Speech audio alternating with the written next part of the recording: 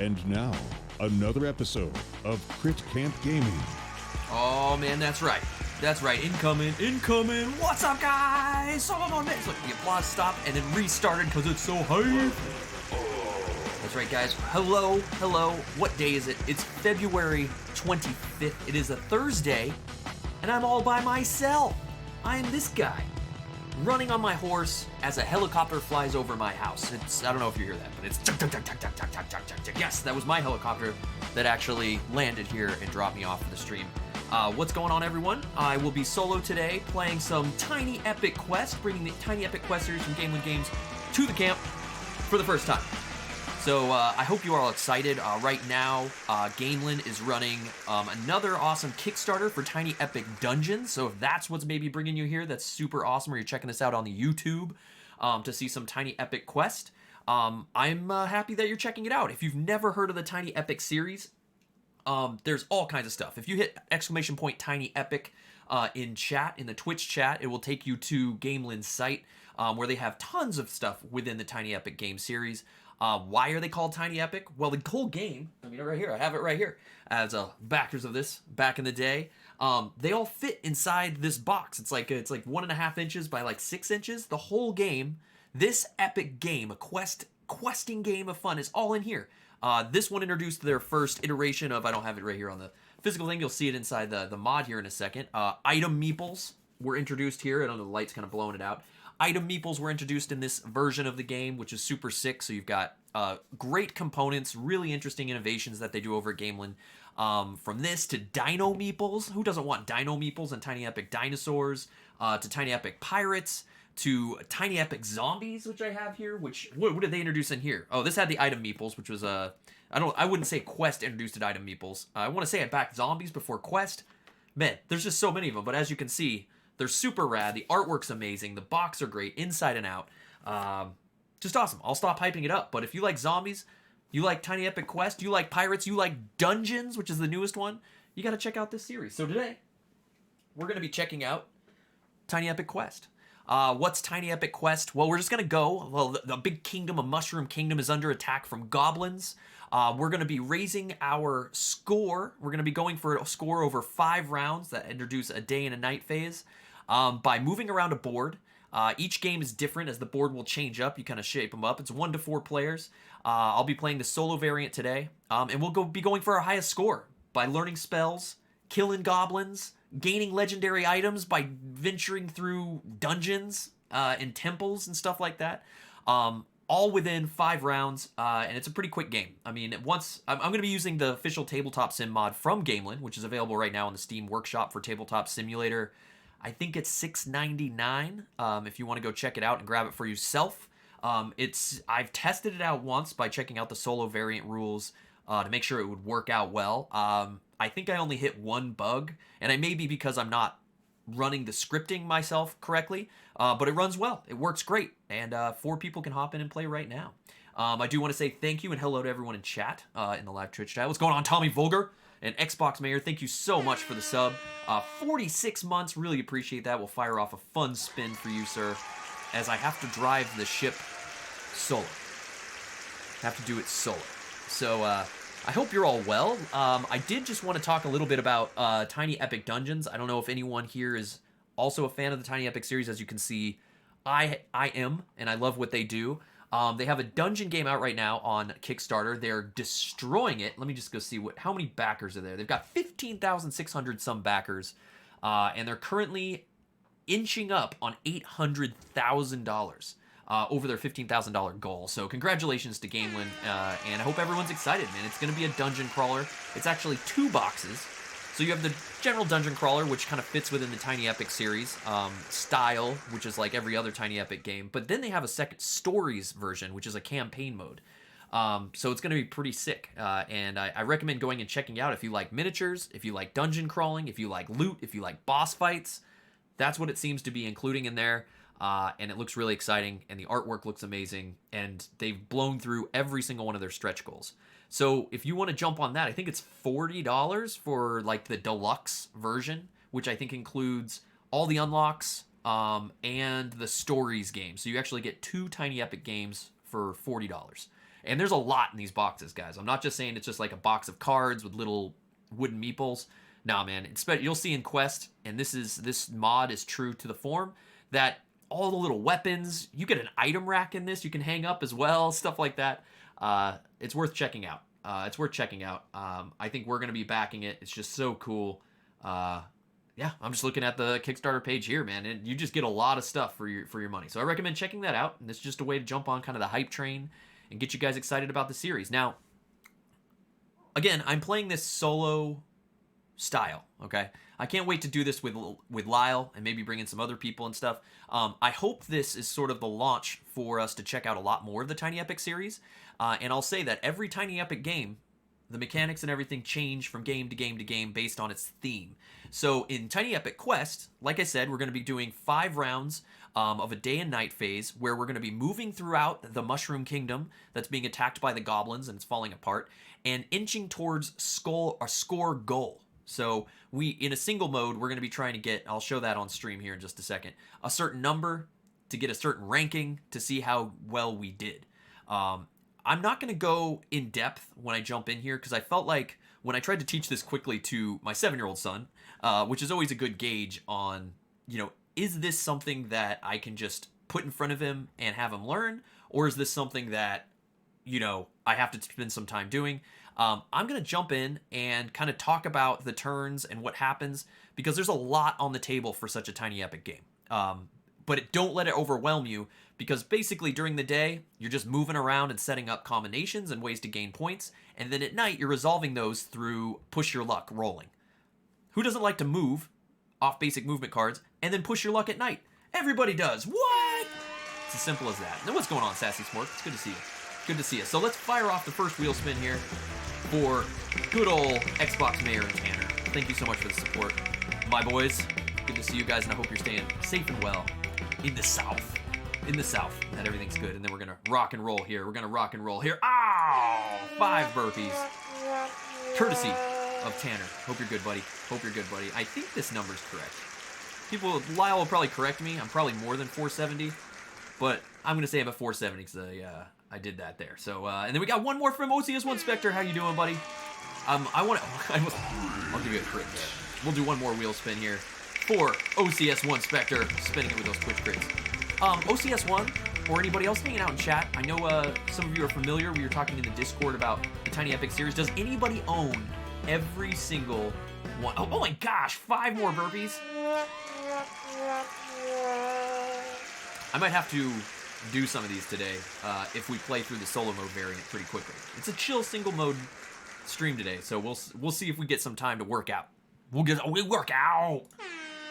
We're gonna work out today. But does anybody own all the Tiny Epic games? I just want to know if anyone in chat here, and if you're on YouTube watching this, if you own them, let me know, because I have a dream. I have a dream of owning every single one of these because they look so cool on a shelf. I think it would look so cool. I personally only own Epic and Quest and Zombies, but there's so many that I want to own. And the problem is, if you hit !Tiny Epic in chat, you'll see that a majority of them are all sold out. So again, another reason to get in on the Dungeons one.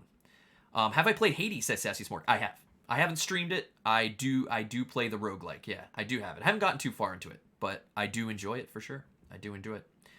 OCS1 says, I don't. There are a couple where the mechanics didn't draw me in, mainly Tiny Epic Western. Okay.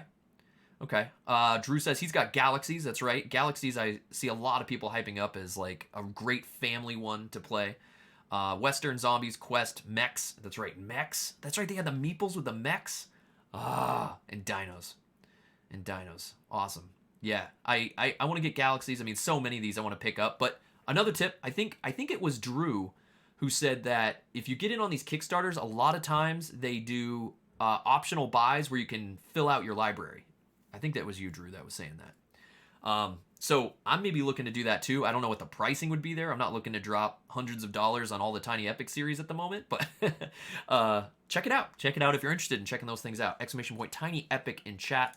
We'll bring you over to the site and you can see about getting in with Gamelyn over there. But it's time to play some Tiny Epic quests. What do you guys say? Time to get in here. I do want to promote that speaking of other games, on Monday night we're going to do something a little different. Don't tell Matt yet, because we don't want Matt to to play this too thoroughly, because I know he's not here yet. But we're going to bring Matt in on Monday night to play some Valheim, guys. We're going to switch it up from the Arkham Horror Nights of usual times. And we're going to do some 3-player Valheim. We're going to finish off building our roof and play some survival games with Matt, 3-player style. So Monday night, video game night, doing a little bit different. Come and join us. It's going to be a lot of fun, and we'll have a blast doing that. Oh, there's a Tiny Epic Tactics as well. Oh, yeah, okay. Man, there's so many of them. Pirates? No one owns Pirates, huh? No one got on the Pirates game? We got some music from Tabletop Audio here. I think it fits the game well. It's going to be a lot of fun. I didn't even know there was a Tactics one. I missed that one. Kingdoms? Dang. Yeah, check them all out, guys. Wasn't me, but they definitely do that. Okay, cool.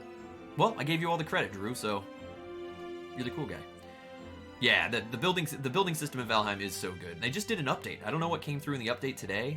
As I was booting this, Valheim had an update, so it's going to be a lot of fun. Let's get into Tiny Epic Quest. I'm glad everyone's excited. Backed Pirates hasn't delivered yet. Okay. Okay, cool. Okay. And oh, that's right. Tactics use the boxes for 3D terrain. Ah, that's so cool. So cool. Oh man, tabletop wargaming. Like I said, this game, you'll see the mode that this game kind of plays in, and everyone does different things. Like the zombies game, you set up the tiles to make rooms and outdoor areas. There's even motorcycles and all that kind of stuff in it. And you just play the games all within a tiny box. Who wouldn't want that? So, okay, I'm excited. Let's get into this. It's hard. Chris is out of shape for doing solo streams. So let's get into it. As you can see, we're currently in the official Tabletop Sim Tiny Epic Quest mod. Oh, and big credit to Scott Alms. Follow him on the Twitter. He's a cool dude over at Gamelyn, doing some awesome designs and all this. Big credit to him for these designs, of course. Again, this is $6.99 over on Steam for Tabletop Sim. Get it while you can. We're gonna jump in here. We're gonna see here. Objective of the game, I'll read it right here on the screen for you, is to get the most victory points at the end of 5 rounds. We earn victory points by doing quests, defeating goblins, learning spells, and acquiring legendary items. We do not have to do all of those things. Again, we're only going to have 5 rounds, and we only get to make 4 movements in the day phase, and then the night phase is a push your luck phase to kind of try to resolve some of that point scoring for the end of the game. So in this game, you're going to be trying to move around during the day to get different stuff around the complete quest, visit helpful mushroom grottos, position themselves to explore temples, learn spells, all that good stuff. And then during the night, we're going to do push your luck, as you can see right there, and hope for good fortune. And then whoever has the most victory points wins. In this case, we're going to be trying... Oh, let me do this Tabletop Sim stuff here. We're going to be trying to use this scoring up here on the right side, the final scoring, to get the points, and we'll go over that when we get there, to get the points to hit this difficulty level. As you can see in the middle of the second page there's a difficulty level we have to choose before we start playing in the solo mode. We're going to be going for Peasant. Yeah! I did a test of this. I didn't make optimal choices. I probably won't make optimal choices in this game. But I only scored, I think, 26 points by trying to just do kind of YOLO moves and jump over here and do that. So I am in no way a professional. I'm just going to kind of show you what it looks like and how the game flows so you can check it out yourself. I'm not going to have any camera saves, so I apologize for all the camera movement type stuff that's going to be happening. There's just a lot going on the board, and I'm going to have to zoom in and try to show you guys the best I can while doing the stream here. But we're going to be aiming for 40 points, at least 40 points. If we beat 40, we'll go for 45 points to be a page. I don't think we'll hit Squire, Knight, or a Hero of Legend anytime soon, although you guys are next level plays, and we'll leave comments and say in chat, "You fool, why did you do that move?" And I will answer, I don't know. It felt right. Okay? So, let's get into the game here. As you can see, there's Gloomfall mode, Golden Mushrooms. This was an expansion for the Kickstarters. We're just going to turn on single player. I'm going to be playing the red meeples, so the only board that matters is this one, right here at the bottom. And that's it. Let's hit start. Now, lots of things happening here.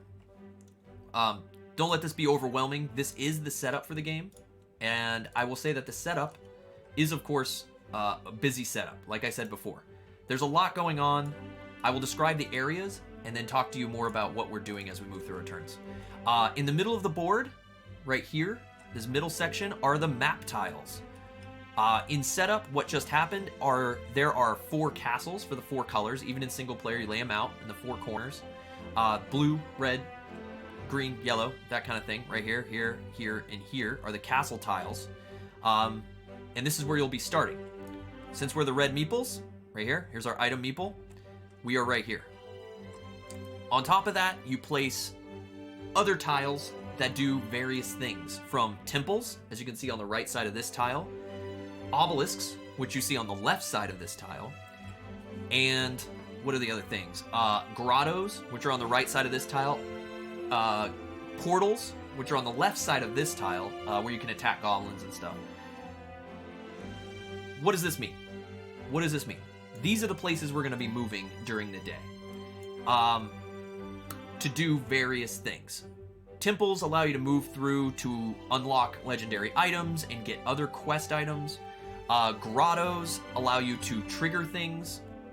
This one on the right, advance one of your heroes in a space 1 on a temple track, which is like a dungeon crawl. And goblin tiles allow you to fight goblins to get points. Kill a goblin, get a point at the end of the game, or numbers of points based on how many you kill, as well as increase your health totals and stuff like that. Up here, we'll be giving you a little bit of direction. These are the quest cards. There are item quests, which give you items at the bottom of the card, you can see there. Equip a gemstone, which gives you a buff. You can do that by completing the Shadow Temple while this card is available to complete. These will fall off the board throughout the game, as you'll see. There are also movement quests, which you can accomplish during the day, as well as the night, I believe. If you have your heroes on separate map cards not connected to the coast, you instantly get this and you get to do the buff at the bottom. So what you're going to be trying to do is get quest cards. These are worth money or points at the end of the game. So one way to score points, get quest cards, get points. Another way to get points, what's another way to get points? Get legendary items. How do you get legendary items? Each character has its own character card. I am the red meeple, so this is my character card.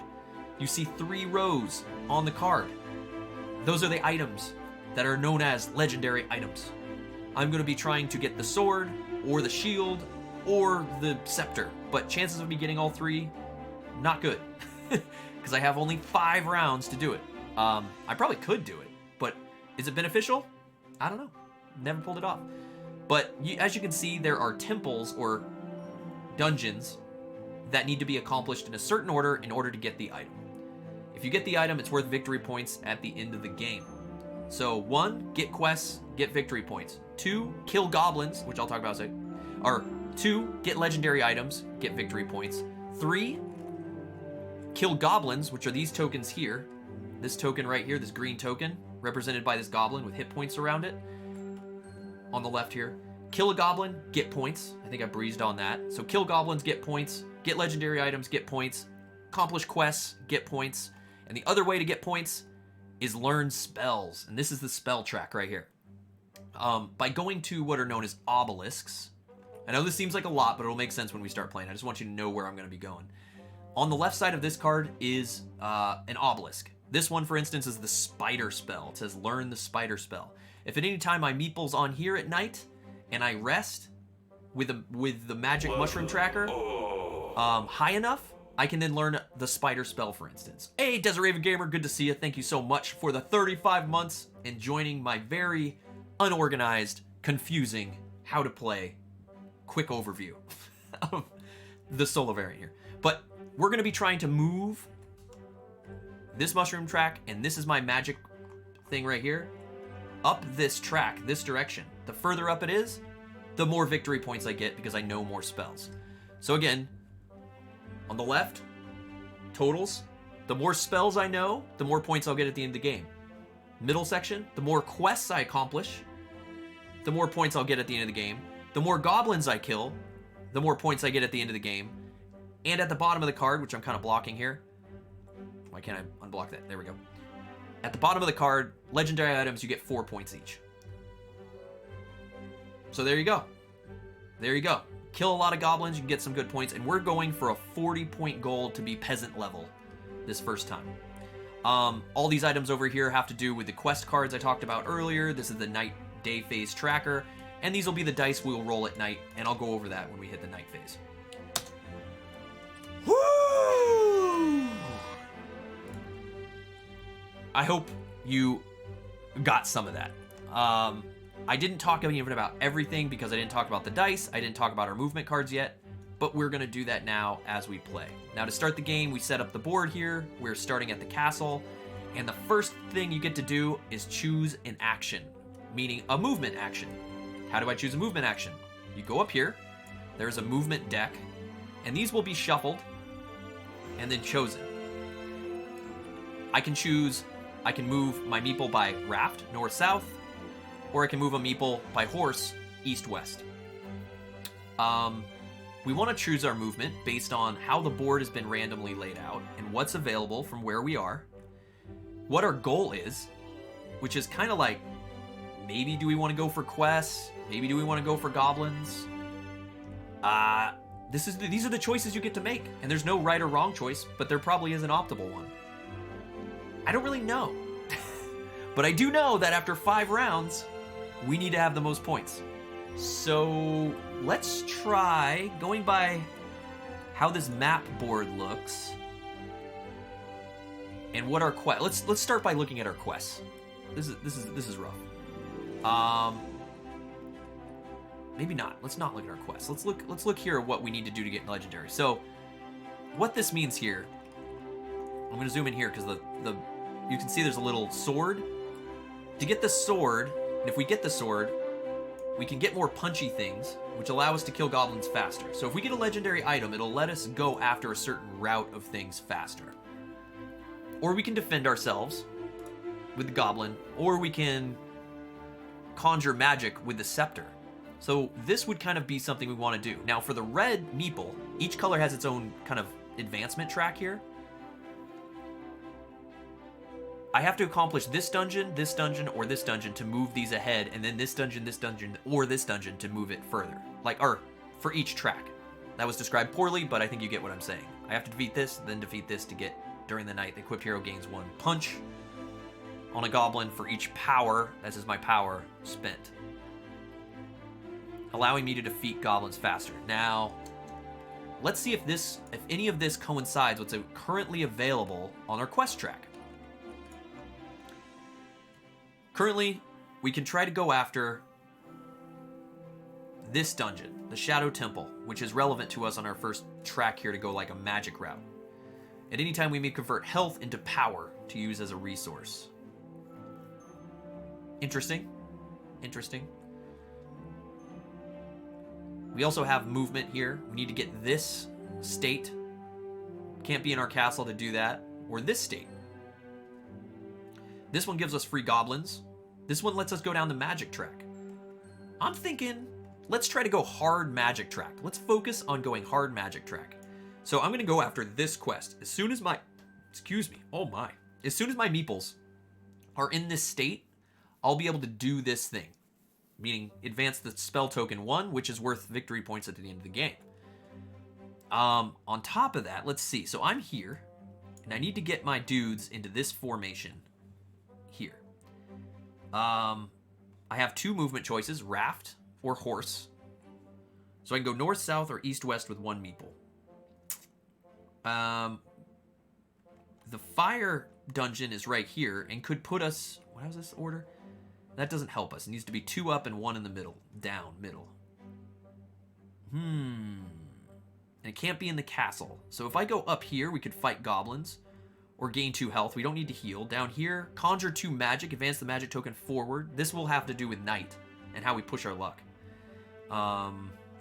Let's see. I see. And yes, I totally agree. Sea Otter's saying, I've had this game in my collection ever since I got it from Kickstarter, but haven't played it. I really need to, especially Tiny Epic Dungeons. Well, I hope my awful lesson here will teach you something as soon as I make a decision. I say we just YOLO, right? I don't think we're going to accomplish any of these things easily. I say maybe we go goblin style. Let's kill goblins, man. Let's kill. I can't make decisions. What's up, legends? Good to see you. Let's just kill goblins, dude. Let's just kill goblins. Let's go for the fire, because we can do fire here to get our sword, and that's what we're gonna do. That's what we're gonna do. So I'm gonna move my first meeple. I'm gonna choose. I'm gonna choose by horse, meaning so I'm choosing by horse, and I think in the tabletop sim mod, do I do this? I was doing this before, and maybe I'm doing this wrong, but I'm gonna flip horse to its inactive side, meaning I'm gonna do horse. I'm gonna zoom in here. I'm gonna move my meeple any direction this way. That's what the horse movement allows you to do. And I'm gonna put him in the fire temple. All right, fire temple. I'm gonna start in the fire temple. Now we go to the next thing. Now that I've done this, I have to shuffle this. Shuffle, shuffle, shuffle, shuffle, shuffle, shuffle. And this one becomes available now. So by ship, which allows us to travel on the outside cards, is now available as a movement. We are trying to get defend the inland region done. Okay, so we've got one guy here, and we need to do this formation. So it's 1, 2, 3. Oh, it's like an exact formation. So we've got a guy. Oh my gosh. I think they just have to be on separate map cards. They don't have to be in that exact formation. So we've got a dude there. Oh, I can't do that formation now that I've done that. Oh, what have I done? What have I done? I've already screwed up my combos, dude. Oh no. What have I done? Okay, we can get the spell token done here then. I don't know if that's good or bad. Probably bad. But let's go for this one. So if we do that, we can then go for the water temple, which allows us to get the shield to defend against orc attacks at night, which isn't bad either. So we'd be going for scrolls all day. So I'm going to go by ship. What am I trying to do? Okay, this guy's already in this temple. I'm saying no takebacks either, guys. Oh no, I just got to get a guy here and a guy here. And then we can maybe even learn the scorpion spell to be awesome. So by ship doesn't help us at all. So I'm going to go by raft. And we have 4 movements, guys. 4 movements to get in position. I'm trying to get into this position. I think I want to fight this goblin. But I think what I'm going to do first is move by ship. I'm going to move this guy. I'm going to move this guy up here to the blue castle. So he's now in the blue castle. If I'm at full health and full power, I would gain a power and a health in this move instantly by jumping into a castle. When that's what you see in the bottom right, but it doesn't matter right now. So I decided to go by raft, which lets me go north-south, and I moved him there. That's done. Now we shuffle these up, and this is the solo variant drafting that I'm doing here. This would be different in a 2-player game. I'm going to go here. So Griffin is our next one. Diagonal. Diagonal.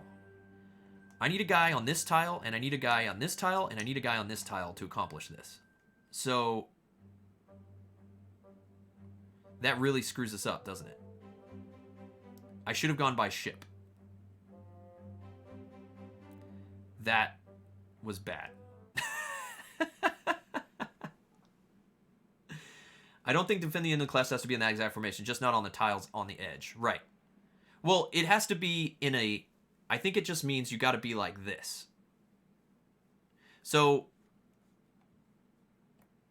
like, you've got to have a guy up, a guy to the left, and a guy underneath him. So I could be in sort of like this formation, which is, I think, the most realistic now. I have to move this guy out of the temple to do it, which kind of sucks. Or I move this guy here. What did I do, man? I needed this guy to go here. So if I wanted to do a take back, I mean, now I can't because I already revealed that I get Griffin next. And this is where the puzzles come in. So I could bail on doing this here. Where's the bear? So this is the bear spell. Where's our music? Oh, stand by. We lost our music. We lost our music. We lost our music. Stand by. Stand by. Needed my magic shot music here. There we go. I can't play without the music from Tabletop Audio. But they have to be on different tiles from each other. Right. They don't have to be on the tiles in the positions that this is showing. They don't have to be in these positions. Like on the individual tiles. Because each tile, I will explain to people, each tile is broken into halves. Each tile is broken into halves. Each tile is broken into halves. So the guys don't have to be in specific orders. Travel by ocean. It shows you what tiles are the coast, and then defend the inland quest says different tiles not on the coast. Oh, it does? Oh! Have all 3 of your heroes on separate map cards not connected to the coast.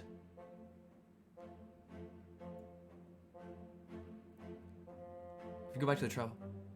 Oh, so they don't have to be in that formation. They just have to be not on the coast. Oh, okay. So you're saying like...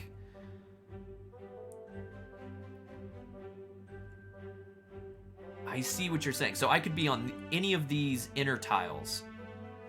Right here. It's these tiles here. They don't have to be in that formation. Oh. No. So as long as they're here. So what I did there was kind of dumb then.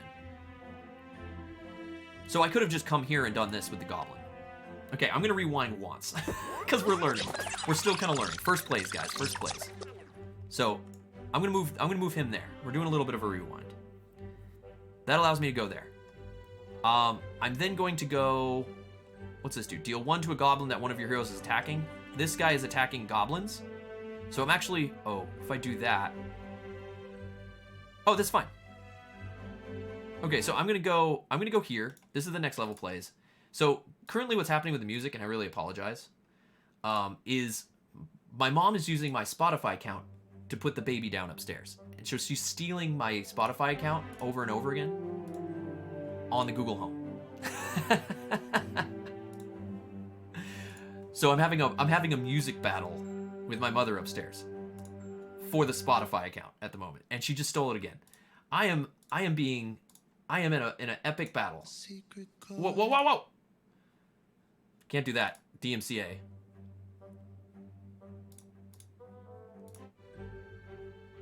Okay, hold on. I gotta go stop this battle.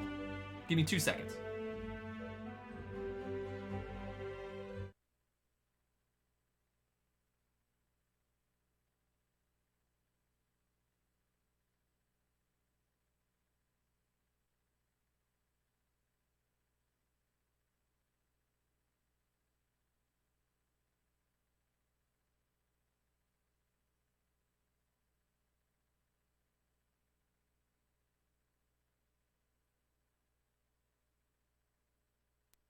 Okay.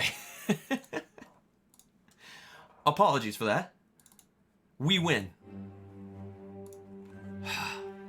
Okay. The joys of streaming. I just have to get to the 5 central tiles. So what I'm going to do is I'm going to go by Griffin here with this guy from the castle. So we've got a guy fighting a goblin here.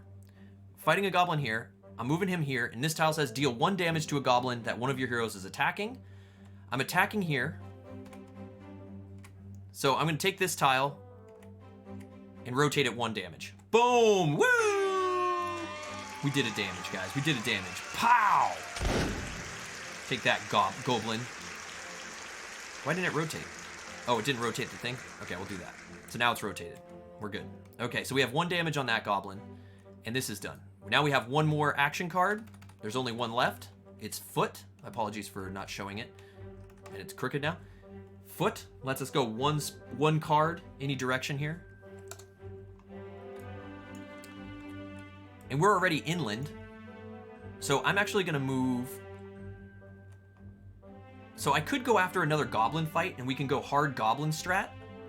Or we could get this grotto, which is also one of the 5 tiles, which we can move this guy along the dungeon track. if we use foot. We also have ship, but we don't want to go by ship because we need to get off the coast. Because we want to accomplish defend the inland region. So this one specifically says formation. I was mixing up the 2 quest cards. My apologies, guys. Is it better to fight goblins, or should I advance my guy on the temple track? I think we fight goblins. Goblins score... If you fight enough goblins, you get pretty high score. Plus, each goblin is worth 1 max health point, so we can get more health, too. I say we go fight goblins. And then we'll just... during the night phase, I'll show you it's going to do that. So we're going to choose foot. Boom. We chose the foot action. We'll fly up here. We'll stack back up our movement deck for the next round. So movement is done after 4 movement actions have been taken. The day phase, over here, comes to an end. We are now moving to the night phase. Night phase. Now in the night phase, we're going to be doing the push your luck element of the game. Push your luck element of the game using these dice. So the dice have various phases. They have a goblin face, they have a scroll face, they have a power face, a POW face, and a magic face. The magic face will advance this mushroom tracker along our magic track at the top. And as you can see in the single player mode, it looks different for 2-player. But in the single player mode, that magic face is going to determine what happens based on the goblin and power rolls we're going to make in our push your luck race here. This is also the only way you can learn new spells, by gaining magic power on the magic track. In the center section of the magic track here, as we're going to be moving our mushroom tracker here, it's worth 1 power. If you gain 1 magic power and I happen to be 1 magic away from where I am on the spell track, I then can learn that spell and move up the spell track with my little butterfly guy. But you have to keep rolling your luck to keep maximizing this magic track. With this magic track increasing, this is where the bad stuff can get worse and worse. As you see, as we start, 1 goblin rolled does not hurt you, but 2 does do 1 damage. As you go up, the first goblin hurts you, second goblin does it, third goblin does hurt you. And 1 power is removed, and then you get another power. So as this goes up, the roll risk goes up, I guess you could say, in the push your luck element. Now, on top of these, you've got a power. You roll a power, it'll determine this, but generally you'll gain a power. Like I said, the orc or the goblin head will do damage to you. The scroll is what's going to help us move through our temple track. As you can see, we're on the first spot of this temple track. We need scrolls to move along that temple track to explore the fire temple and reap its rewards at the end. So we're going to want scrolls. And then there's also POWs. POWs are what are going to help us fight. I call them POWs. They're just fists or damage to goblins. This is what's going to help us do damage to our goblin friend here. Because we're fighting 2 goblins actually right now. Here and here. So we're going to want to roll those. And then we have the magic track, the POW, this. Where is it? Oh, 6 faces, right? And then we have torches. Torches are ways of exploring other temples that require torches, just like the scrolls that I showed you earlier right here. So this is what we're going to be rolling for, and we're going to see what happens. I'll show you how this push your luck element happens during the night phase. This is also how you trigger everything too. What up, Z-Hark Sama? Good to see you. We're kind of just learning here, starting slow. So your first decision you make when it's your turn in the night phase, and this happens in the 2-player mode, is you decide if you want to adventure or if you want to rest. If you rest, you end your rolling, and you do as it says on the card. If you choose to adventure, you push your luck and try to accomplish the things. We're trying to kill goblins and go through our temple here. Before I roll, I can use a power off my hero card here. It says, during the night, you can spend 2 to forge ahead, if you wish. You can spend 2 to forge ahead, meaning you can gain a torch or a scroll, or you can use it to defend a damage. Defend a damage. Dungeons is currently being kickstarted. This is to play during the Dungeons hype. Z-Hark Sam. Sorry if that was unclear, but yeah, Tiny Epic Dungeons is still kickstarting. It's not out yet. So what I'm actually going to do is I'm going to spend 2 power from my card here before I roll more power, because I'm maxed out on power right here. I'm going to spend 2 power to go to 1. That gains me 1 scroll to move there. I'm going to move him up. 1 space on this temple track. Just for now. Because I want to gain, when I gain power, I want to be sure that I can increase it to the max amount. You can do that anytime as long as you have the power to do it. And then I'm going to roll these dice. And then we're going to figure out what we do here. We're the red meeple, by the way, guys, not the green. The green was too hard to see, and it's even kind of hard to see the reds a little bit. So in adventuring, you have to resolve the dice in this order. First, damage. We rolled no damage. Woo! Nice, no damage. Missed it. Second is power. We have 2 power, and according to our magic track, we can gain 2 power. Nice. We just gained both power back to our max of 3. So we've done damage, we've done power, and now we do the magic track. We have rolled 1 magic mushroom, so we're going to zoom up here. We're going to move the magic track up 1. Again, that's increasing the risk of rolling. Then we can resolve our goblin attack, our scroll, and our torches in any order we want. We don't need torches, we need scrolls. So this is irrelevant. But this POW does 1 damage to, I think, only 1 goblin. Is that correct?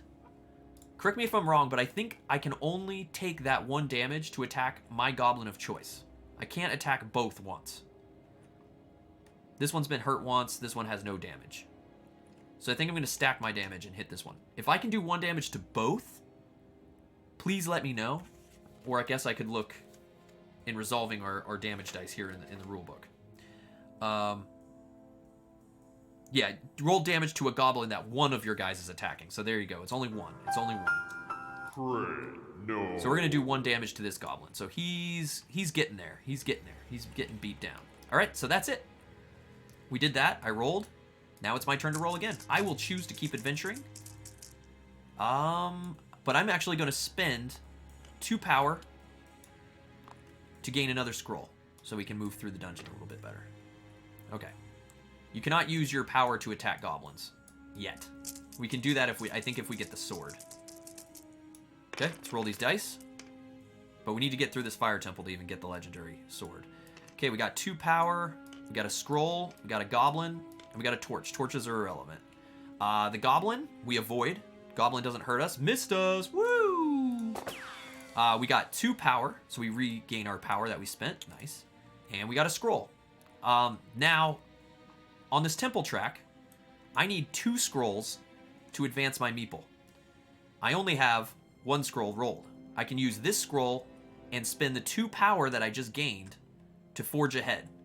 So I can spend that 2 power again, plus this scroll to give me 1 more advancement. So we only need to go 1 more space on the scroll spot, guys. We're doing okay.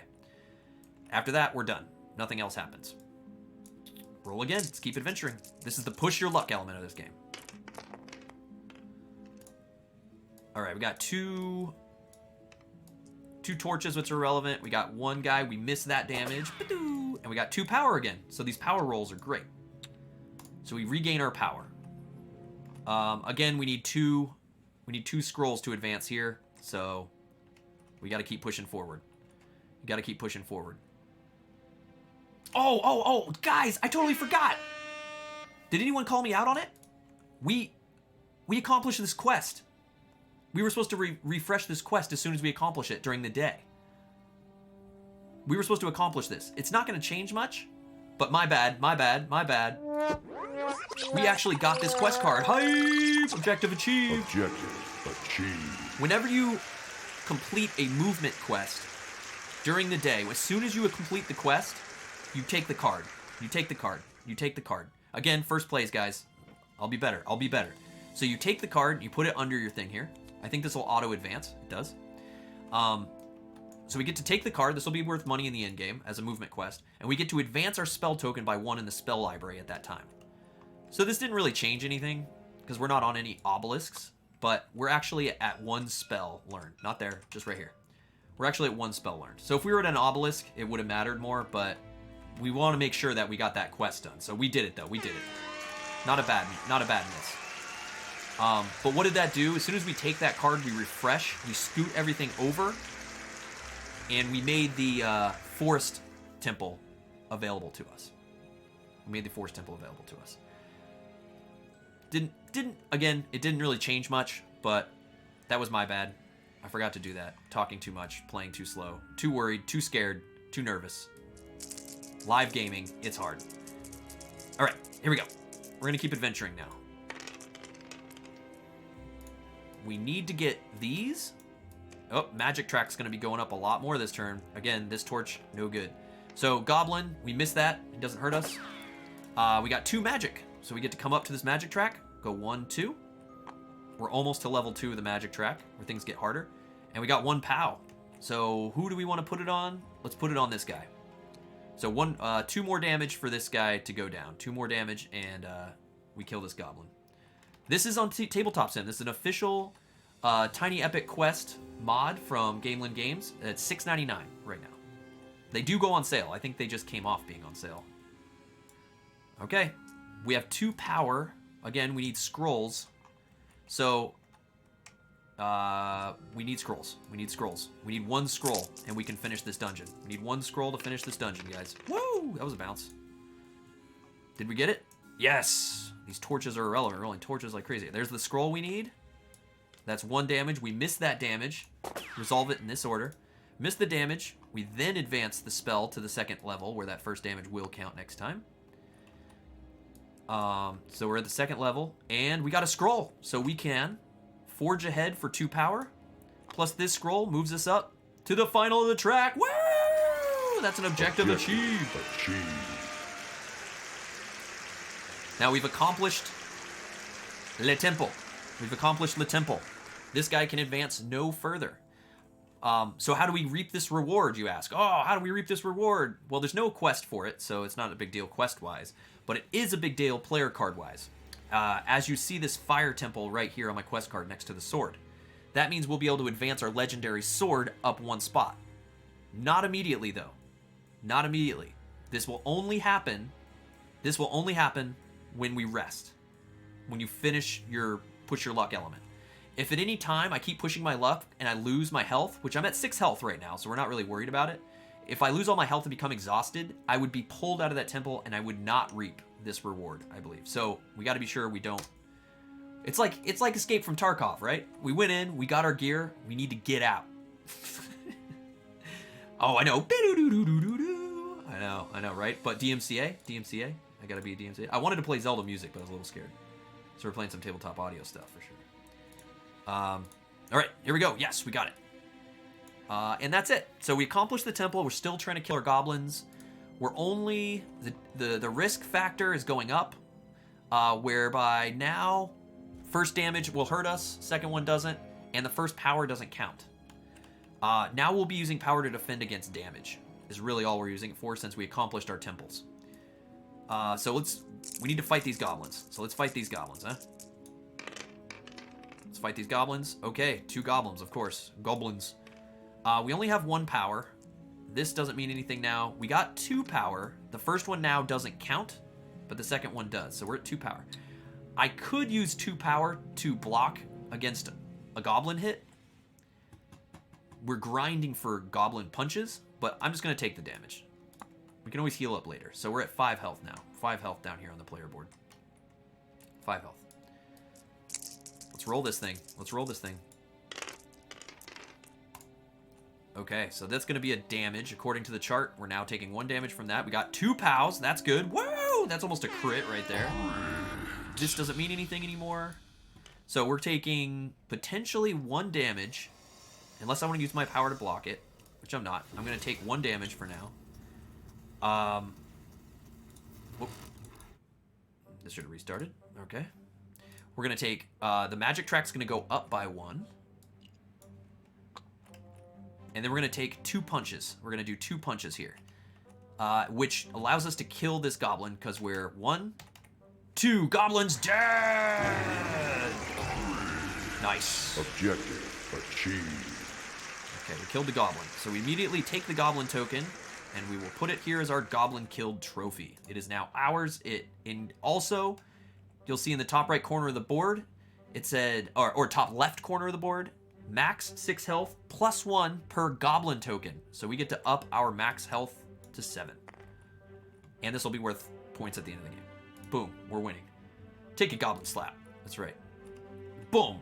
Okay, so we still have this goblin that we're battling. We're done with the temple. We're battling this goblin now. He's got no damage. So, we're at 4 health. We got to be careful as this magic track goes up. Let's try to just do tons of damage. What's my favorite Tiny Epic? I actually really enjoy Quest. I mean, I've only played Quest the most. I've got Zombies too, but between Zombies and Quest, I like Quest just because I like Push Your Luck, and I don't know, like, I haven't played it a ton. I don't own any other ones. And we're actually starting our first... This is actually the start of our Tiny Epic series where we're diving into every single Tiny Epic game. But that's only because I haven't backed them. I would say I think for sure, based on my knowledge, I'm going to enjoy Dungeons, which hasn't come out yet. I wanted Dino Meeples. I did not back that. Galaxies would be right up my alley too. And Pirates looked fun, but I don't remember exactly how Pirates works. What's everyone in chat's favorite? That's a good question, because a lot of people here own like 6. Galaxy's good. From what I've seen of Galaxies, it would be up my alley too. Galaxies, nice. Everyone's saying Galaxies, Galaxies. All right, we took a damage. We did no punch goblins in the face damage. I'm going to take the damage rather than block it. I could block it, and this is a worthless roll. Let's do one more roll. Let's see. Let's do one more roll here. One more roll. Okay, we got a goblin. We did no punchy damage. 2 goblins. We did no punchy damage. The magic track is going up by 1. We don't gain that power. Man, it would have been good to be on the magic land. Man. Okay, so we're at 3 health. Do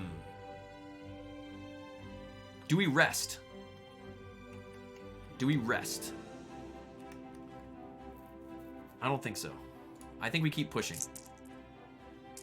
I think we do one more roll to try to do some damage to this goblin, because I believe the goblin health doesn't reset. Whoop. We're going to take 1 damage here. We did 1 punch and a magic. Okay, so we take 1 damage. Take 1 damage. Let's raise this magic track by 1 to level 3, where things are now... I think every goblin is now lose a health. Can't gain power anymore. And then we do 1 damage to this goblin. There we go. Western was fun time too, but it, like most, they don't seem to hold up for many replays. Really? I feel like Quest definitely holds up for replays. 1 being that there's solo rules, and 2, the board always changes, so the puzzle of it changes, and the way the cards come out. Multiplayer, I think, is way better, because when you choose a movement action, you're forcing everybody else to have to take that action that turn. So if I said I want to go by horse, which is left right, they all can either idle, which means you heal for 1 and gain a power and do nothing, which I can do as a single player too, or they have to move left right only. And then once that's done, it's gone. So then it moves on to the next person, and now if that person was like, man, I was trying to set up for a quest, you can then screw up people's, like, you can, it's not attacking each other, but it's sort of like, you can look at it, once you get further in the game, you can see each other's strategies and where they're going and stuff, and mess with each other a little bit. So that race for the points is interesting. All right, so we hurt this goblin, and I think this is the end of my day. I'm not going to push it anymore. We only have 2 health left, 2 power left, and it's not worth exhausting. It's not worth exhausting and losing our EFT loot, right? So I'm going to put the dice down, put the dice over here. Let's put these dice down. I then go, I am resting. Now, when 1 rests, all my heroes on portals, obelisks, or at least the space of a temple track must return to castle. So a portal is where we were fighting this dude. So my doing damage there really didn't matter. That was a bad choice. So first, we'll go in order. All heroes on portals return to our castle. Okay, so he's coming back to my castle. Bink. Whenever you return to your castle, you gain a health or a power. I say we gain a health, because our max health is pretty good. Do I have anyone on obelisks? That's where you run spells. No. Or on the last space of a temple track. Yes! Comes back to our castle. He comes back from our fire temple journey. He's coming back to the castle. Gain a power or health. We'll gain a health. Go to 4. Now, because we accomplished that, there was no Fire Temple quest available, so we don't get a Fire Temple quest. So we're not getting an extra item, but we do get to advance our item meeple sword for accomplishing the Fire Temple right here. So now we just need to do the Ice Temple, and then we'll get the sword to do this. Okay, we've got our goblin here. Oh, this guy was fighting a goblin too. He gets to come home as well. That's right. He defeated the goblin. So he comes home and gains us another heart. Okay. So everyone's back home. We did things. We killed a goblin. We accomplished a temple. Not bad. Not bad. Longest first round in history. Welcome to Crit Game. These are all shuffled up. Now, we can do a little scripting. There is something it's going to say that is a single-player variant rule, which also applies to multiplayer as well. When you resolve the round, you reset your magic track. You now put goblins on portals that are empty from the goblin thing here. Any portals you killed, you now add a passive goblin, that's a green-sided goblin, to any portals that are empty. You advance the quest track. As you'll see, whatever quest was here just fell off, this one. And we added this new one, Share Ancient Knowledge, and everything shifted, okay?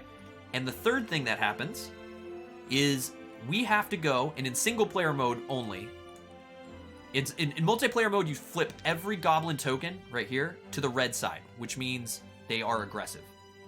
Okay? In single player mode, you only do 3, and it's your choice of which 3 you want to make aggressive.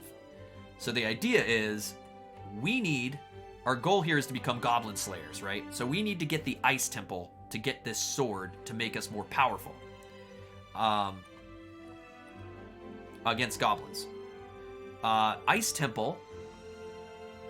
Where's the Ice Temple? Ice Temple, where are you? Right here? No. Where's the Ice Temple? Why can't I see the Ice Temple? Oh, it's right here. It's way up here. So we need to get here, which means we're going to potentially have to pass through these 2 portals. And if these goblins are aggressive, it costs 1 power to pass through them. So more than likely, I want to make this one aggressive, this one aggressive. I'm just guessing here. This is probably not optimal. And I'm going to make this one aggressive. There's no Ice Temple thing. Oh, also, I totally forgot. How do you make your max power, our max power marker here? How do we make this go up?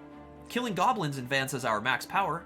Well, if we know a spell, for every spell, our spell tracker goes up. We knew a spell, so we actually have 4 max power. We actually have 4 max power because we have 1 spell learned over here because of our quest that we accomplished here. Cool. There's so many little minute things that you kind of need to know, and that's what I'd say is the hard thing about this game is just remembering all those little things that advance things. Okay. So now we're in the day phase. We're ready to make some movements. We are not resting anymore. And trying to decide. I want to get to the Ice Temple. So we want to do that. I still have to resolve 2 of these cards, so I need to shuffle this up. So we have by ship or by raft. By raft, we can go north-south, or by ship on the exterior of the board. This quest lets us convert hearts to power, which is good. This quest allows us to fire at goblins from an adjacent map card. That's pretty good to get the bow, but we have to do the Forest Temple, which we don't really need for our card. So this really isn't relevant to us. It would be nice to have. This allows us to get power. So we have to have both meeples. This is pretty easy. Have 2 heroes on the center map card. And that's right here. There's a goblin there that's passive, so we want to fight goblins. And this allows us to do damage to a goblin. Sick. But these movement cards are not privy to that quest. Because we're here. We're here right now, and we want to have 2 dudes here and here. Right? Am I reading that correctly? Got to read it completely correctly again? Oh, yes. And that would give us more power, which is good. And then we need the Ice Temple. So, movement 1, I think we want to go by ship from this card to the Ice Temple. And correct me if I'm wrong. I looked this up.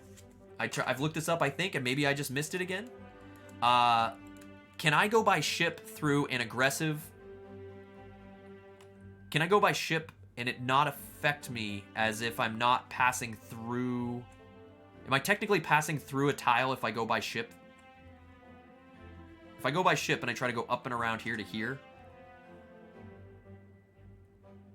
does that cost me a power, you think? Does that technically look like I'm passing through a card? I think it does. I think if we play by the rules, that if I pass by the coast of an aggressive goblin and I have to lose a power to pass through this card, using the ship movement does not bypass that. So I'm going to say I'm going to move by ship and pass around here to get me to the ice temple so we can do this run at night.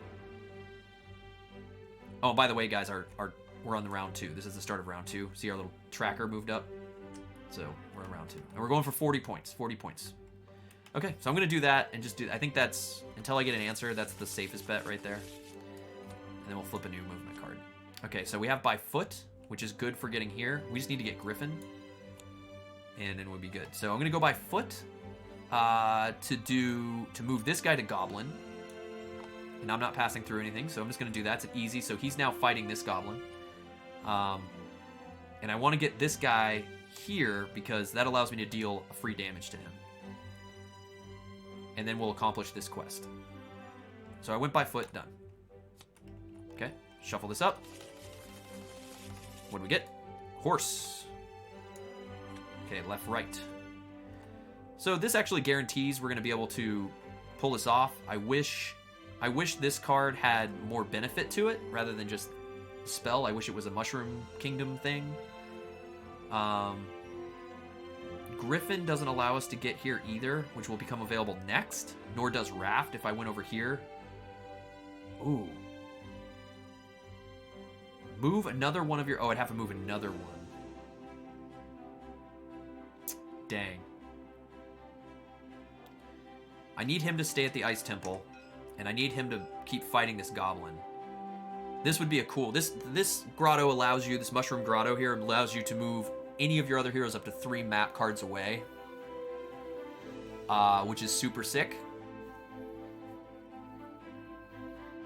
Dungeons looks good for a dungeon experience that doesn't take forever to set up and nice to have a game without 50 plus minis. Someone said that in Discord too. I think it was OCS1. Sea Otter says it looks like a remake of Dungeon Heroes. I'm not familiar with Dungeon Heroes. But yeah, it has a lot of minis. I think 17.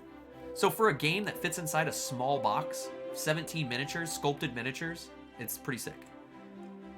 So this is kind of lame, but I want to get this quest here because this will give us more power. And quests are worth points. I think all I'm going to do to guarantee...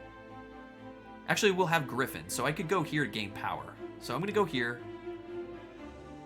There's no reason not to go here. I'm going to go here and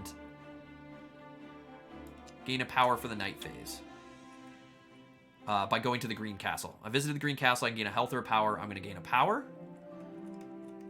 which was by horse. And that leaves Griffin as the final one, so I can go by Raft or Griffin. I will choose Griffin, and that will allow me to go here, which allows me to deal 1 punch to a goblin my hero is attacking, which is this one. So we'll do 1 damage to him there. Patow! Sick. Oh, I didn't restore this. Yeah, he's actually supposed to not be hurt anymore, right? Oh, no, that was 1 damage. Yeah, so that is 1 damage. Okay, so he's at 1 damage. Boom. Done, accomplished, and we accomplished the quest. What? Objective achieved. So we go up to a quest, share ancient knowledge. We get to take this, and it'll auto-advance the track for us as it's scripted. So movement done. It says advance our spell token by 1 in the spell library. So what you just saw there, it discarded this quest. Why? Because there were 3 item quests from temples, you can never have 3 of the same thing out. You need to have at least 1 item quest and 1 movement quest available to be chosen from. So it discarded the tree quest here, this item quest, and put out a movement quest. And dug up randomly. If you keep getting the same kind, they just keep getting discarded. So now we have this other movement quest. Guard the King's Road. Have all 3 of your heroes in a horizontal line, each on separate map cards. You gain 3 power. It's pretty sick. Okay, so we did that. We punched a goblin in the face. We got to the ice temple. We've done 4 movements. Done! Round over. All 4 actions have been accomplished. We're now moving to the night phase. Night. Take the black. And we throw these over here in the deck because these are done for now. And we want to accomplish the ice temple. So this is a water temple. This doesn't concern us, sadly. We needed an ice temple one for a bonus. But we're going to be rolling for torches to get through the ice temple. We're going to be rolling for punches to fight goblins. And this dude is kind of just helped us get a quest. He didn't really do anything else. I guess he gained us a power by visiting the Green Castle. Where are we sitting before we go into our rolls? We need to accomplish. We need to get torches. We're starting at 5 health, 3 power. Right off the bat, I think what I'm going to do. I'm going to save our power. No, I'm going to spend 2 power in case we roll power, because all power in the first roll is worth something to forge through the night. I'm going to move up 1. And give myself a chance to make it through here, so that I can gain power. Oh, also our power increased. That's right, from that quest card. So we advance on our magic track. We know the second spell here. We know the scorpion spell. So our max power goes up by 1. So we're at 5 health. Max 5 here. I'll just do this. Okay, so we're at max 5 power, max that. I keep forgetting those little intricacies. Let's roll some dice. We want torches and we want goblin punchies. Oh, look at that. Stuck it right on top of the night token. Boom. So scrolls are worthless this time around. We want all those torches we rolled the first time we ventured at night. All right, so we got 2 punches, which are good. So we avoid that. That's a miss. We gain 1 power to 2. Scroll is worthless, and we hit the goblin for 2. Oh, let's call that a crit. So this goblin, 1, 2. 2 more hits and he's dead. And then our health goes up. Nice. Okay. Let's keep rolling. We need torches. Ooh, what's it say it is? Torch. Okay, that's called a torch. Said it's a torch. Checked it. Check it. We took no hits, but we gained 2 power, guys. Woo! Good roll. Ultimate power. Say it's Scott powered. Okay, so we gained 2 power, puts us at 4. Our max is 5. We gain 1 torch, so he goes down there. And we punch the goblin in the face for 1. Boom. All right, 1 more damage and he's dead. So now we have 4 power. We could actually forge ahead if we spent all 4 power right now to move up 1 spot, so that if we're rolling, the magic track hasn't advanced at all yet. So I'm going to spend 1, 2, 3, 4 power to gain 2 torches and move him up 1 more spot. Because I used this torch already, right? I used that torch to go to the second spot, I think is what I did.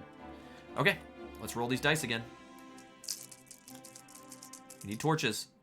2 torches gets us this, Oh, we got 2 torches. Nice, that's a crit. Okay, we got this. That's crits for the people, man. I keep... Bonus all. We'll give you 10 crits. Bonus all 10 crits every time we accomplish that. Nope. Does that do it? Is it not working? Bonus all 10? An error occurred while fetching the chatters list. Please try again. Oh, I didn't want to give it to you.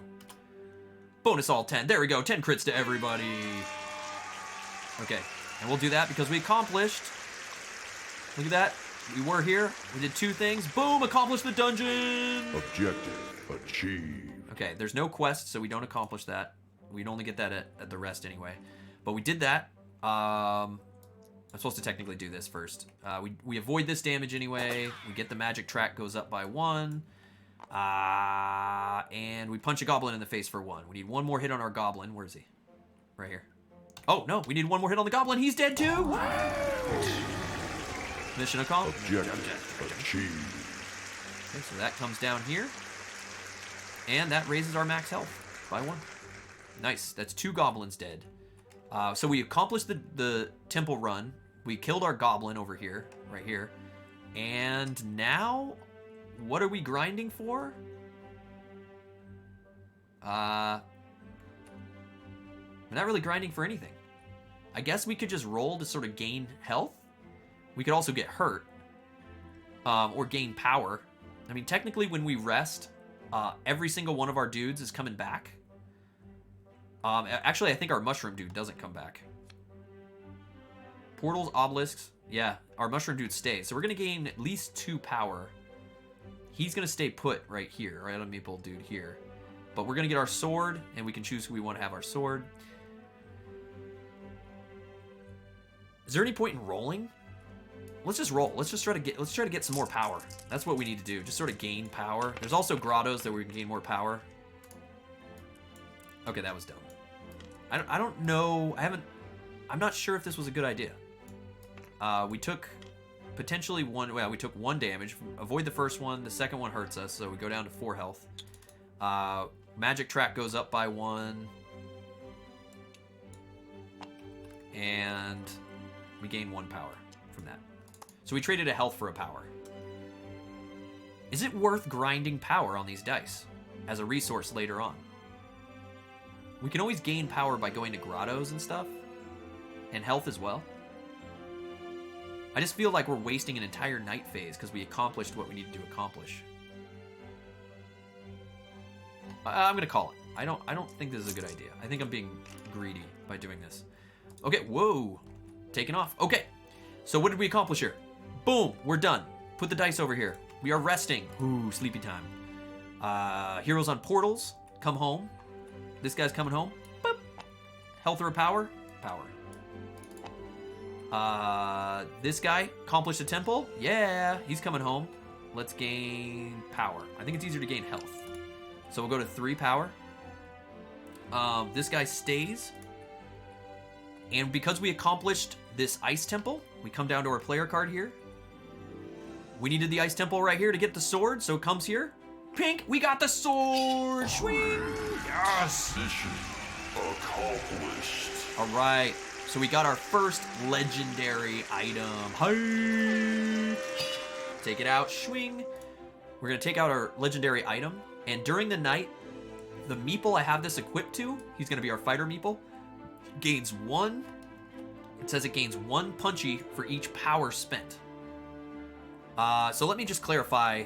Actually, I can show you in the rulebook on the mod here. At the very back of the book, very back of the rulebook, we'll go here and take a look. It clarifies how the legendary weapons work. The sword is used to help attack goblins during the night phase. For the hero with the sword, you can spend 1 power any number of times to deal 1 damage to a goblin. So it's not always when you use power, it's only when you use it specifically to deal damage to a goblin. This can be in conjunction with fight symbols rolled or independently. This action can be taken even when you're not the player with the dice. However, the hero must be at a goblin portal to use it. Okay. Okay, cool. So we got the sword, guys. That's super rad. Swing. That's worth 10 crits. Bonus all. I'm not giving you guys enough crits. Bonus all. 10 crits for getting the legendary sword. And that's rad. And that'll be worth 4 points at the end of the game. This is the first time I've gotten the legendary sword. Actually, when I played this game with my son, he's always grinding for this stuff. So let's give it to one of our meeples. How do we do that? I'm going to show you digitally how item meeples work. And this, in RL, is how they work as well. These little holes. Bloop. Yeah, he's a sword meeple. Swing. Look at this guy, he's rad. Ding, he's got a sword meeple. Best meeple ever, dude. All right, so he is now our goblin fighter lead. So we got our item meeple, we got our guy back, he's stuck here, we're now going back to adventure mode, this deck is up here, it's now tweaked, and now it's shuffled. Let's resolve the round. Let's resolve the round. Bunk! Again, the quests up top are going to shift by 1 card. Any goblins we killed are refreshed with passive goblins. And we have to choose 3 passive goblins to make aggressive. The aggressive goblins that are already on the board stay aggressive. Those items are so fiddly IRL. I will say that they're 1 cool, 2 very small because they have to fit in the box. So if you have any small children like me, like a baby, and you're playing with a 7-year-old and you're like, please don't drop these on the floor. I don't want to 1, vacuum them up, or 2, find them in my 10-month-old's hands. But it is pretty cool that they do give you that that item rack to stick them on. But it is neat, dude. Come on, they're item meeples. They can have a sword. All right. So 1, 2, 3. There are 7 goblins, so we get to choose 3 new passive goblins, except for the ones that I believe just came out. So this one we killed, and it was just replaced, so we don't have to make him passive, which means this one becomes. These 3 become angry guys. Make it fresh him up. Okay, so those 3 are now. We can't pass through. Yeah, the mechs and zombies use them as well. Yeah, the zombies. I mean, but how cool is the miniature motorcycle in zombies? Come on, that's pretty sick. The meeple cycle. What do they officially call it? So we've accomplished the sword. We're moving on to round number 3. We're at 2 spells, and we've killed 2 goblins. Take a look at the score track. That's only worth 3 points. If we kill 3 goblins, that's worth 6, and we're geared for goblin killing. What quests can we accomplish up here? Ooh, more power is good. Have all 3 heroes in a horizontal line. Do we want to go for the fire temple or anything? Let's see. I think. No, we already did the fire temple. So water and. So we have to do the water temple first to get the shield that helps us defend ourselves. And who doesn't want a shield and a sword? Is there the water temple quest just got discarded, so that sucks. How much power do we have? Gaining 3 power really hits us at our max pretty quickly.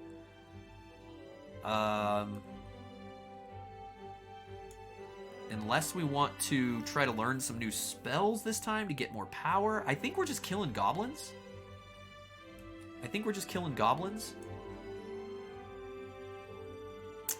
Unless we easily want to set up this just to get it off the board and get some cards.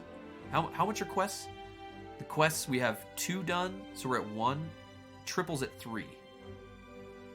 So getting a goblin in another quest is helpful, I think.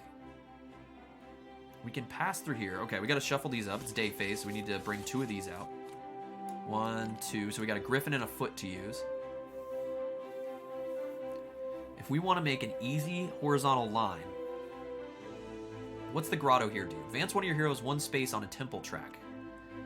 So if we wanted to move him over,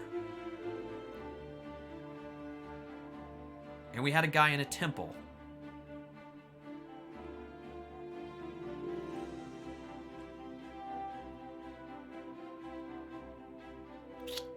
I mean, we could go for this water temple. I think we want to stay with our goblin strat though, right? We want this guy fighting goblins. There's a goblin here we can move right into with the griffin and get him ready to fight. This grotto heals us up. So what I'm actually thinking is I want to go for a horizontal line here. So if I wanted to move this dude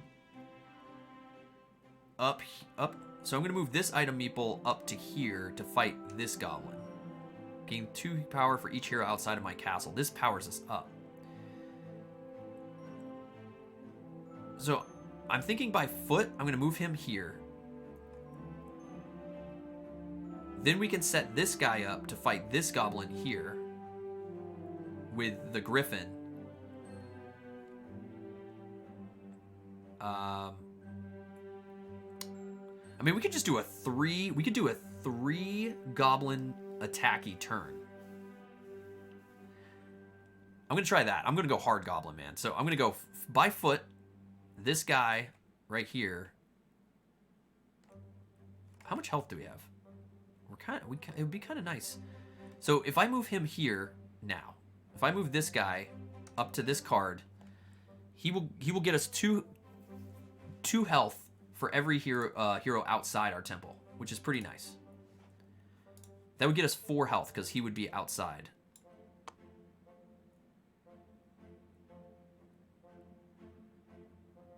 I could also Griffin our fighter guy. Actually, I could do our power two power. We only need 1 power or 2 power here. That's 4. I think we want health. So I'm going to go by foot, and he's going to move up to this grotto. This grotto is going to gain 2 health for each hero outside of her castle. So that's 1, 2. So that's 4 health. This is where the puzzle comes in, man. 1, 2, 3, 4. We're at max health now. Nice. Nice healing. Okay. Okay, now we shuffle this up. Whoops. That's not shuffle. Shuffle. Horse. Okay. So now we could Griffin. I could Griffin him to this goblin, and we could accomplish the King's Road quest immediately to gain power, which is pretty sick. I think that's what I want to do. So I'm going to Griffin it. I'm going to Griffin it to here. And I'm just going to get him set up to fight this guy. So he's set up for the big fight right here. I went diagonal like this. And that immediately accomplishes this task. Hey! Objective achieved. We did it. So we get this. We accomplished another movement quest. And we immediately gain 3 power, which we're only going to get 2 of. But hey, whatever. We got a quest done. New quests. So that's only 2 actions. We got 2 more actions. We got a new movement quest here. Forest quest falls off, or maybe it fall off. We got Shadow Temple quest. We got the Fire Temple quest. Have all 3 heroes on separate map cards on the coast. We have 1 guy on a coastal card. We have 2 actions. We could potentially accomplish this. I could send... Well, I'm going to lose a power running through here, but we're going to gain it back here. We could send this guy to the Water Temple with the horse, and then it's going to be...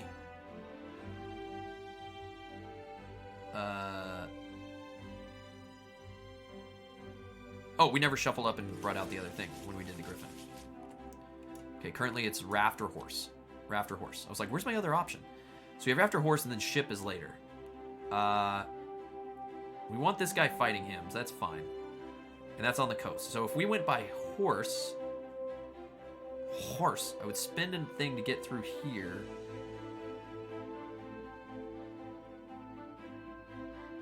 See, what I would like to do is get a combo off, right?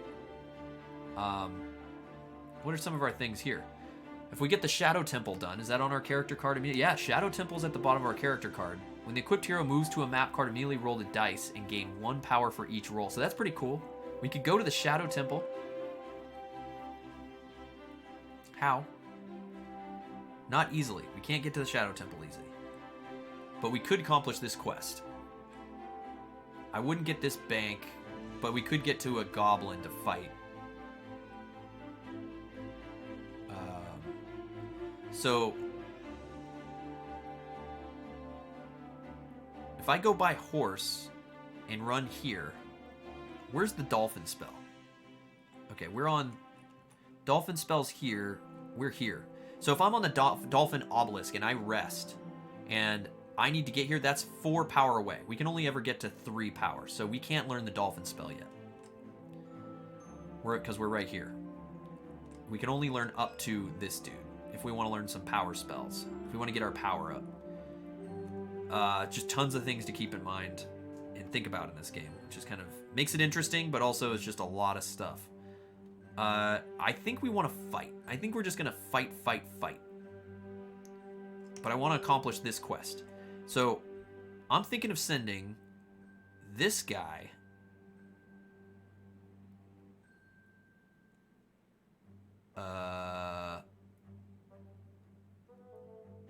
do we want the Water Temple? I'm trying to think how I could position them both, these 2 guys, on the coast fighting a goblin. This guy can go down and fight this goblin here with the raft. This guy, he could go down and fight this guy, but this one has a goblin, but it's not on the coast. I guess we could send this guy to the Water Temple to advance our magic towards our getting the scepter, which would be 4 points at the end of the game, which isn't bad. So I'm going to do that. I'm going to go by horse. Now, because I'm trying to get to this temple, I'm skipping over this bonus. I know it sucks. I have to pass through this dude, which means I have to lose a power. But we're going to gain it back here when we accomplish this quest.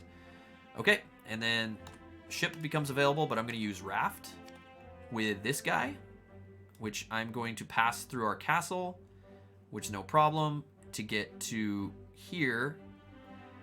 I could move the magic track up. We're not going for magic, though, to attack this goblin. So, boom. Pulled that off. We accomplished another quest, guys. What? Nice. Objective achieved. Bonus, all 10 crits. Whenever we accomplish a quest, I should be giving you guys crits. Oh, come on. Bonus, all 10 crits. There we go. We accomplished this right here. Separate map coast cards. All right, so we get 2 health and 2 power. And the new quest that comes out is now deliver the royal decrees. Have all 3 of your heroes at least 3 map cards away from your castle. Count map cards orthogonally. Am I? 1, 2, no. Okay, and we gain 2 health and 2 power. We're max health, now we're at max power. Nice, we're all healed up. Woo! We're ready for fights. And that's 4 actions taken, which means we're done. We're all on coastal map cards. Let's redo the deck here. Nice. Let's do it tabletop sim style. Come on. Ah. It didn't work. Didn't work. Tabletop sim fun. All right. Got to stack them closer together. So yeah, now we're heading into the night phase. I know I've been janky with my teaching of this game. There's just a lot to show. And it's kind of hard for me anyway to teach this, and I need to play it a little bit more. Plus, I'm learning the single player rulings versus multiplayer. But I hope if you have any questions, please ask. You kind of just have 2 phases, and you're doing a lot of things, and there's little minute rules and little things that trigger throughout the game. So I hope I'm not discouraging you from diving into it. But I hope if you have any questions that you feel free to ask them. I'll do my best. I've gotten some clarifications myself. Okay, we're on to the night phase, guys. Pick that stuff up. Boom. Do I wish to adventure? I do. Always adventure. Always go for the adventure. Now, what are we rolling for? We're rolling to fight this goblin right here. We're fighting a goblin there. We're fighting a goblin here. And we are questing here. We're questing through the water temple. So we need scrolls. So we want scrolls, and we want to punch stuff. That's what we want. We want scrolls, and we want to punch stuff. Now, because we have our sword, during the night, at any time I want, we've read it, I can spend power to just punch a guy.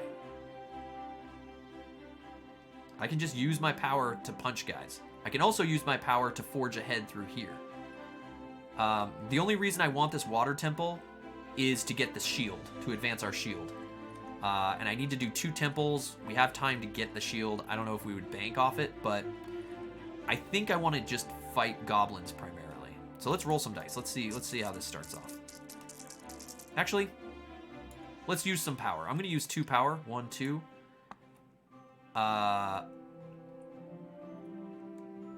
To do 2 damage to this guy. For every 1 power, and it can only be this guy that does it. So 1, 2. 1, 2 with the sword. And he just did that damage, right? During the night, quick hero gains 1 fight for each 1 spent. Actually, you know what? I'm gonna do 1 more. 1 more. Boom. Then we at least could forge ahead later. Up here, and we kind of just blow through this, and this guy just has to fight him tooth and nail, man. Tooth and nail fighting. We'll save 2 power to see what happens. All right, now let's go. Let's do this. Okay. Whoop. All selected. All right, we got a lot of magic this roll. Nice, we got 2 scrolls, and we got a punch. Nice, no damage. So magic track goes up first. 1, 2. And then we got 2 scrolls and a punch. So I'm thinking we give our punch right here, tooth and nail, to this guy. He's going to hit him once, and then we use our 2 scrolls to go 1, 2 on the water temple. Nice. We're going to be the next airbender right here. Okay. That's it. I don't want to forge ahead. I don't want to defend anything. Could I technically kill this guy off? 1, 2. I could just kill this guy with my power right now and be done with it. And that way we just gain power to forge ahead. Maybe not a bad idea. That's why we have it. 1, 2. I'm just going to do it. I'm going to do it. Why not? That's why he has it. Boom. Next level's place. Got power, dude. I'm going to do that. 1, 2. He's dead, dude. Killed him. Killed him. Got him. Got him. Which then raises our health max to 9. Cool. I don't think that was a bad idea. So, sword guy's done. Now we just need straight up punchies for this guy, and we need scrolls for this guy. Ugh. Okay, torches are worthless to us. Power's good. Alright, we dodge 1 damage, move up the magic track by 1. We gain 1 power. Take it, and these are worthless. So, didn't really gain much there. We need to get lots of scrolls. We need scrolls, we need power, and we need punches. Scrolls, power, and punches. Nice, 3 scrolls, 3 scrolls. Wish we'd rolled at least 1 power there. So one of these scrolls is going to nothing in this stupid torch. All right, boom. 1 goblin out. We go up with 2 scrolls to this spot. This scroll is lost because I only have 1 power here, sadly. If I had 1 more power, we could have finished the temple. No punches. No punches. Okay. Forging on. We're 1 spot away on the magic track from taking damage from the first thing. Let's do a good roll. We'll take that as a roll. I won't reroll. I felt like I didn't throw that well enough. Maije would have been disappointed. All right. Missed this damage because we're still there. Now the magic track goes up. We're actually supposed to take the power before the magic, but so I would have gained 1 power. Then the magic. It goes in this order. As you can see on the card, damage, power, magic. Damage, power, magic. And 1 scroll here, which means I have just enough to use 2 to forge ahead and use the bonus scroll. Boom! Accomplished! Nice! Mission accomplished. Bonus all 10 crits for that. We got our temple. We did our temple run. So he'll chill there. Remember, escape from Tarkov. We got to make sure that we don't exhaust before we rest and pull him home. So we've got a goblin killed. We've accomplished this task here. Now all we're doing is fighting goblins. Let's keep punching this goblin, man. He's got 1, 2, 3, 4 hit points. 4 hit points so we can get this goblin. Come on, 4 goblins would be great. Oh, jeez. Oh, no. Oh, just enough. Nice. Did Tabletop Sim go HD? Tabletop Sims always look pretty good. It's always been pretty good. I might even have some of the settings reduced if it's looking good to you. Just to help it run a little better for stream and whatnot. But yeah, I even have this capped at 60 at the moment just because I need to get a new gaming monitor. But it's pretty awesome. It's pretty awesome. Okay, so first, we take the power first. But how are you? How are you, mister? First we take the power. I can still gain 1 power. Not that I need it right now, but free power. We're then going up by 2 magic. 1, 2. Actually, wait, we were on this track, huh? So I don't get that first power. Oops. Rewind. I didn't see where we were. I don't get that power. And then we got 2 scrolls, which we don't need now. So we're just rolling for goblin punches. Oh, we want goblin punches. Not goblin punches in our face. Oh, shoot. Okay, so we take 1 damage here. Oh, there's a goblin over here, actually. 2 damage. We take the first one, we skip the second, we take the third. So that's 2 punches. And then we're going up by 1 in the magic realm, which puts us there. So every goblin counts. We cannot gain power. I think we're going to lose out on this goblin. Nice. Keep on. Thank you so much, Mr. Kika. Have you played the Tiny Epic series? We're playing Tiny Epic Quest. We're just learning it, getting good, having some fun, doing some solo rules. We hope for 40 points if anyone's just joining us. At the end of the game, the victory point track, we're hoping to get 40 points. I have no idea what this game is. This is Tiny Epic Quest from Gamelyn Games. Exclamation point Tiny Epic in chat. You can check out the whole series. It's a big board game in a little box. At this point, we would only be grinding for punches. We've got a lot of health. Every damage hurts. We've got a lot of health, though. We need to do 4 damage to this goblin. We are just not rolling punch. Let's try it. I'm feeling good. I'm feeling good. Oh, I am not feeling good, man. I should not be playing craps today. So we take a damage. We do not gain power anymore. Magic track's going up, and that's it. Dang. This is getting brutal.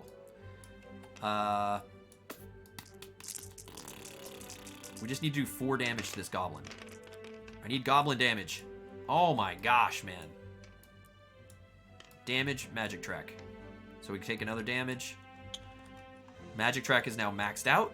And according to this and the maxed out magic track, goblins now do 2 damage. Magic mushrooms do 1 damage.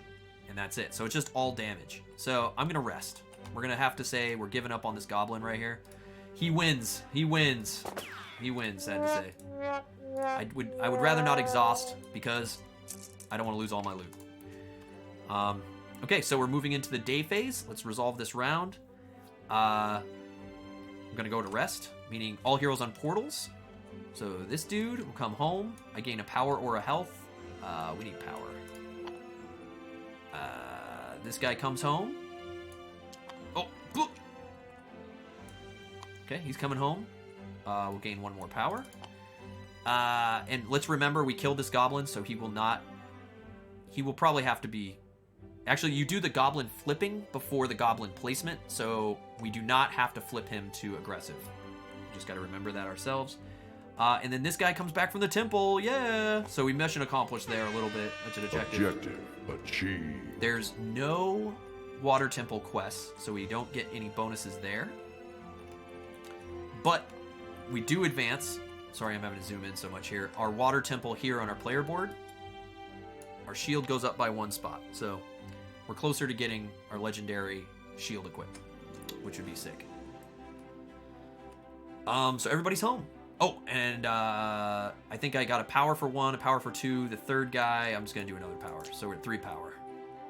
And then we'll see what happens. We're going to see what... I don't know if that was an optimal choice, but let's go day phase. And, so hit the resolve round button. Magic track resets. This one just got placed. We got a new quest up here. We've got... Have 2 heroes in another player's castle. And I can then move any hero I want to any map card I want. I don't know. I don't know if we're all hype on that, but this guy becomes aggressive. Are there any other passives that have... Yeah, this guy becomes aggressive.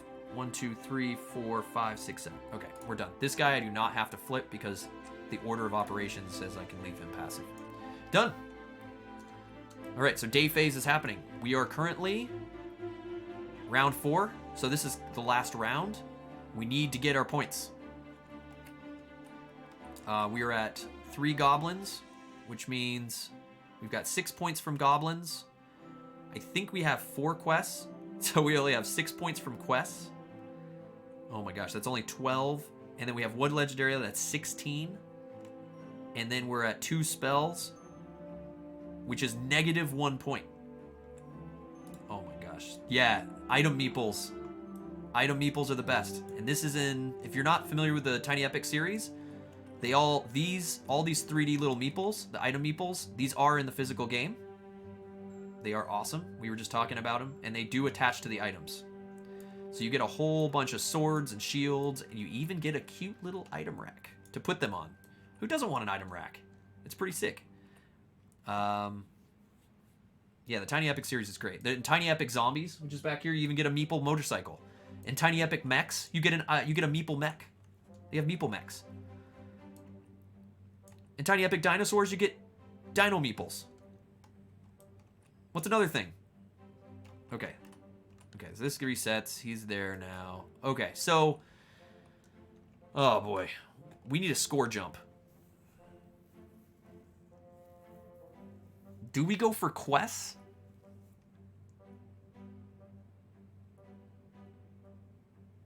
Like, how are we going to get the most points? right now we're losing points because of spells. We almost need to get our spell track up. And the only way you get your spell track up is being on an obelisk and doing like a massive spell jump. But you need to like really jump it up. Chaplain's asking, what are the top Tiny Epic games? I like adventure, and I'm looking at Tiny Epic Defenders, second. And Tiny Epic Dungeons Kickstarter. Yeah, the Tiny Epic Dungeons Kickstarter I think is going to be a lot of fun if you like dungeon crawlers. Every Tiny Epic game has its own mechanics. So what kind of games do you like to play, Chaplain? I would say that like most people with these Tiny Epic games is that the themes are all great, but what's awesome about them is every single one is different. It's not in terms of mechanics. So in this, you can kind of see there's a push your luck and puzzle solving and strategy based on the map tiles and comboing and stuff like that. Tiny Epic, is it Defenders or Kingdoms? I think it was Defenders we were talking about. It's more like tabletop wargaming with actual like terrain and stuff. Tiny Epic Zombies is kind of like a zombie survival type game, which is kind of cool. You go around and doing that kind of stuff. They all have their own sort of really cool special thing. I think in Tiny Epic Dinosaurs, you're doing sort of like resource management and trying to make the most money based on dinosaurs in your parks. So if you like that kind of thing, kind of like what is it? Not Dulosaur Island, but I think Pandasaurus does it. Dinosaur Island. Is it Dinosaur Island? I'm probably saying that wrong. The big box game. I like combat or adventure. Dice are fun. Not sure about pure detriment. I don't know that word. What a word. Deterministic? Deterministic. Nice word. If you like push your luck, this is fun. Because all this is combining push your luck at the night phase with sort of like questing strategy combinations of point. And you're just gathering points in this. I think replayability is really good with Tiny Epic Quest. Some people were saying that with some of the other Tiny Epic games that replayability is a little lacking.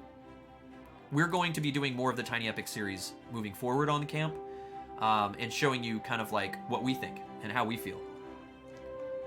And I hope Dungeons is doing amazingly well if you like dungeon crawling. So if you like looting and running through a dungeon with a timer and fighting bosses, you will like Tiny Epic Dungeon, it seems like. It seems like it's headed that way. All right. I need to figure out strategically what is going to get me the most points fastest. And it seems like goblins. If I want to kill at least 6 goblins, we're at 3 goblins. And we have our sword to help us do that. Quests. I want to see how many quests I have. How many quests I have here? 4. We have 4 quests.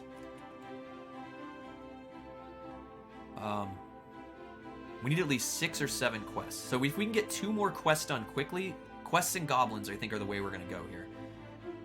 Digging through temples are not necessarily getting us there, because we now need the forest temple, and that just fell off the quest track.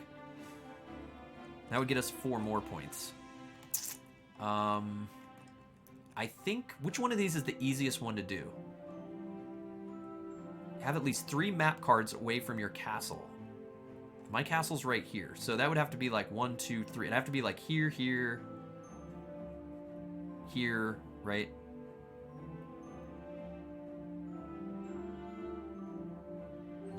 One, 2, 3. Or orthogonally does not mean like this. So 1, 2, 3. I could be over here. Any of these, really, right? 1, 2, 3. Like these. I need to be like over here, or yeah, any of these cards. So have, or no. So I need to have all 3 of my guys here, here, here, here, or here, right? All like this, orthogonally. From here is these 4 cards. I think it's just these, or these 5 cards. I have to be in these 5 cards. I need the Forest Temple, which is not that. It's over here, and that is 2 cards away. Actually, no. It's I could go to the Forest Temple as well. So it's this one, this one, this one, this one, this one, this one. And we need the Forest Temple to get the shield, so that's good. The best spell we could learn if we max out the magic is this Lion spell. We need to get power. And killing... Oh, and we didn't do our movement choices here. By foot, by griffin. Okay. So... okay, we gotta think of order of operations. Which meeple has my sword? Okay, this dude here... This guy here has my sword, so he's my goblin fighter. We want to use him to fight goblins with our power, and we need to get more power. So by griffin, I could send him here. Yeah, they have a lot of games. And a lot of them are sold out currently, but people are saying that if you back like the Dungeons Kickstarter, that they will have reprints of the other games available as options. I can't say that for sure. I haven't heard from Gamelyn they're going to do that, but they've done it on past Kickstarters before as add-ons. Yeah. I mean, they're two different games, Chaplain. I mean, if you like... I mean, we play a lot of Zombicide, right? Or how is it versus Zombicide? Sorry, I thought you were saying Tiny Epic Zombies versus Quest. I would say they're just different. They're different, but they're kind of fun if you like they're like your common zombie game. I don't know. Zombicide is obviously big with the AI. Similar concept. The AI, the zombies are AI, but there's various game modes in zombies. There's various game modes, and they even say here, there's team versus one. Okay, so there's team versus one cooperative, team versus game cooperative, which would be Zombicide style. Free for all versus one competitive. Free for all versus game competitive. And there's solo play in zombies. So, yeah, in Tiny Epic Tactics, they use the box as part of the board. A lot of times the box is used for the dice. The dice box. Here, I can probably... Got a nice music rolling here. I can go here more and show you more. Like, here's Tiny Epic Zombies box. Inside, they have awesome artwork that's been added on from the Kickstarters and stuff, from people back in the game. But, like, I mean, here's the I don't know. I know we're here to play Quest, but you guys are asking about zombies. So, you've got little meeple zombies and stuff. The light's going to kill it, but... And you've even got a meeple cycle right here. You can ride it. You can put the meeple on it. And then the cop car as well. So they get really creative. And here's the meeples with the item meeples with all the weapons and stuff, which are pretty sick. So definitely recommended. And inside the box, it's usually like inside the Tiny Epic dice box. Inside the Tiny Epic box, since we're playing Quest, I'll show this. This is pretty sick. Like, there's your dice box, and it's got the breakdown of the game and awesome artwork inside the box. You know, you got your item meeples, everything's stored in here. And like I said, you've got an item rack. I've got all the items stored on the rack. So you've got your item rack, like you're saying there. There's also the mushroom expansions, and they even do expansions and all that stuff. So Scott's got it figured out.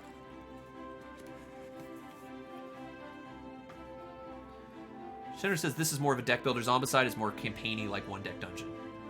Or the zombie, yeah. Yeah. Let's get back to it. Okay, so I'm just trying to figure this out. I want to get at least 40 points. So I'm going to try.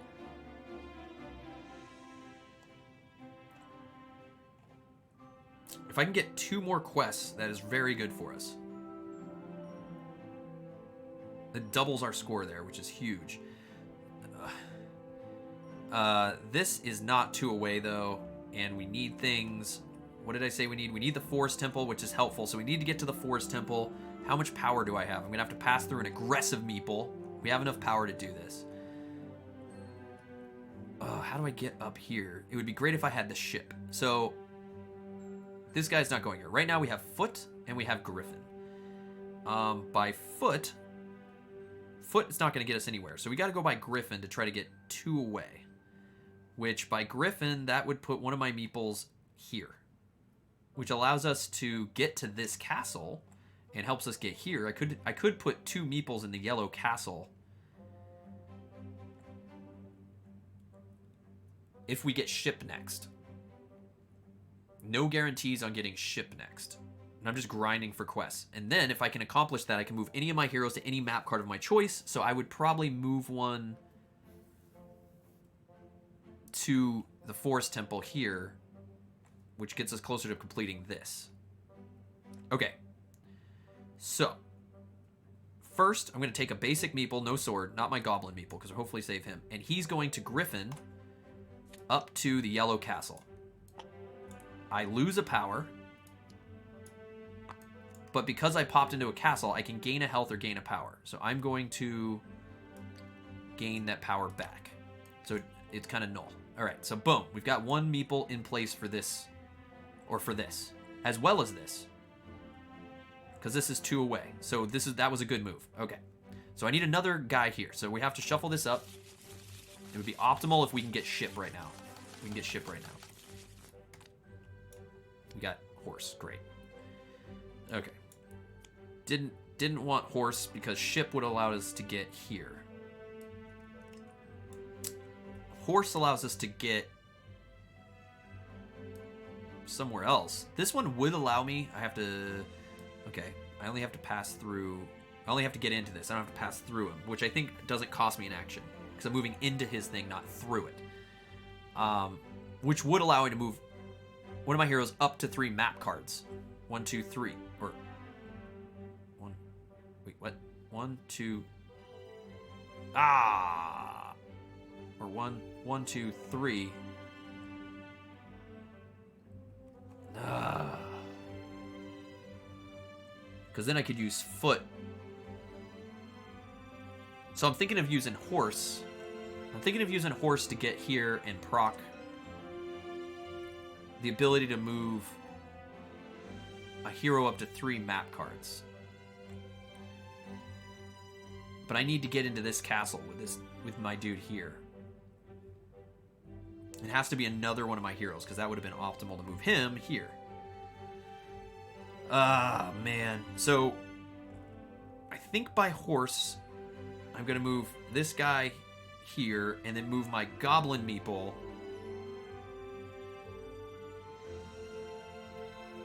up to 3 map cards, and see what we can do. So, we're going to go by horse with our basic meeple. He's going to go 1, 2, 3 to this grotto, which gets us closer to this. And I can now move another meeple 3 spots. So I'm going to move my goblin meeple 1, 2. I'm going to move him here. I wish I could go to a grotto. No one's fighting a goblin right now. No one's in a temple right now. So I'm not going to like bank off those. I'm trying to get within 1 of here so that I can use foot to then get into this yellow castle, accomplish this, and then in turn, I think... Let me see when I'm questing. I have to see... Actually, I got the thing right here. I think when questing... No, that doesn't work. Okay. I'm trying to advance the pages with the things. I think with questing... Where's the questing page? You can only accomplish 1 quest at a time. Movement quests. Movement quests are completed by quest cards. By moving your heroes in the manner described on the quest card. After moving, when your heroes meet the requirements, declare it completed and take the quest card, immediately gaining the reward listed on it. Sorry, this might be cut off. Then slide the card on a completed section in your player, blah, blah, blah. So, can I accomplish... Does anyone know for sure if I can accomplish multiple quests at a time?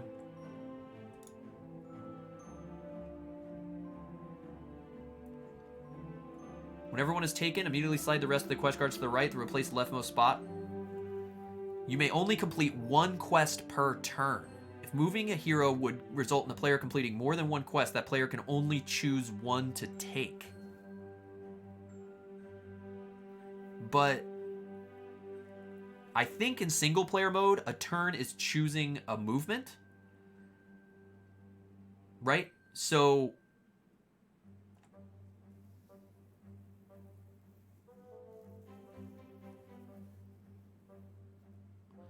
So, like, in multiplayer, it's whenever someone's choosing one of these. So if I went by... Did I go by horse to get here? Yes, I went by horse. So I'd flip that. I'm debating where to move this guy. I could move this guy 3 spots right now, and it would accomplish this.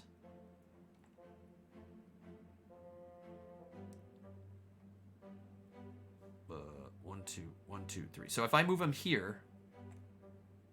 if I go 1, 2, 3, I'm not going to have him fight the goblin yet. No one's on a temple, so it's just null. I'm going to have him go there.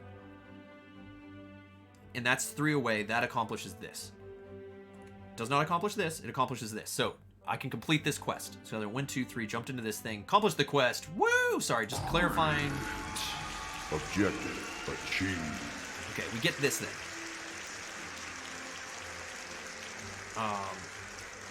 So we get this. Throw it here. So everyone's getting 10 crits. Apologies for that, guys. I'm just trying to make sure I'm playing these right. This is the thing with solo. I don't know how many people here like solo board gaming. In games like One Deck Dungeon and the like. My biggest stress is that I want to do it 100% right? Especially with a score type thing. And especially streaming solo rules. It's like, especially in a game like this, there's so many little minute details you have to know and do in order that it feels bad when you accomplish it and go, yes, I scored over 40 points, and then you learn you read a quest card wrong, or no, your magic track over there, you're supposed to have more power, or oh, you didn't advance your magic track correctly, and then you're like, oh, did I really pull it off? It's like the hardest. I don't know if anyone else here feels that way or struggles with solo board gaming, because there's no checks and balances sometimes. It just feels like, you know, like you can't be stopped from doing it wrong. All right, so because we accomplished this, 2 hearts and 2 power are accomplished. That's good. We get 2 hearts and 2 power immediately. That's awesome. 1, 2, 3, 4. Max power. Nice. I don't know if anyone else feels that way with solo gaming. That's one of the things that's hard for me. It's just hard for me. Have all 3 of your heroes at least 3 map cards away from each other. Count map cards orthogonally. Okay, that's not true. Alright, so now we have to shuffle this up. And it's the 3rd turn of this round. It's by raft or by foot. Good. We got by raft or by foot. So I could technically move him here. By... I guess it's not going to matter. To accomplish this quest. And then we can move any one of my heroes to any map card of my choice. Oh, we could pull off 2 more quests here. All right, so I'm going to do by foot. I'm going to go by foot. I'm going to move my item meeple boy up into right there. He's going to go up into the castle, which first gains me a heart or a power. So I'm going to take the heart because I'm maxed on power. And I will then gain this quest card. Quest accomplished! Yeah! Mission accomplished. Runs all 10 crits. So we gain the Attend an Ally's Coronation.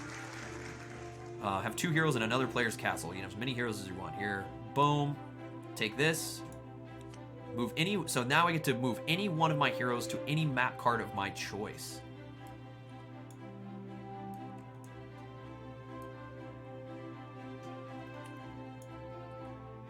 Have 2 of your heroes on opposite coasts in the same row or column. Gain 3 power.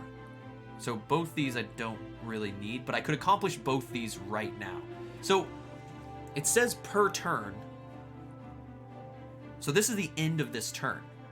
So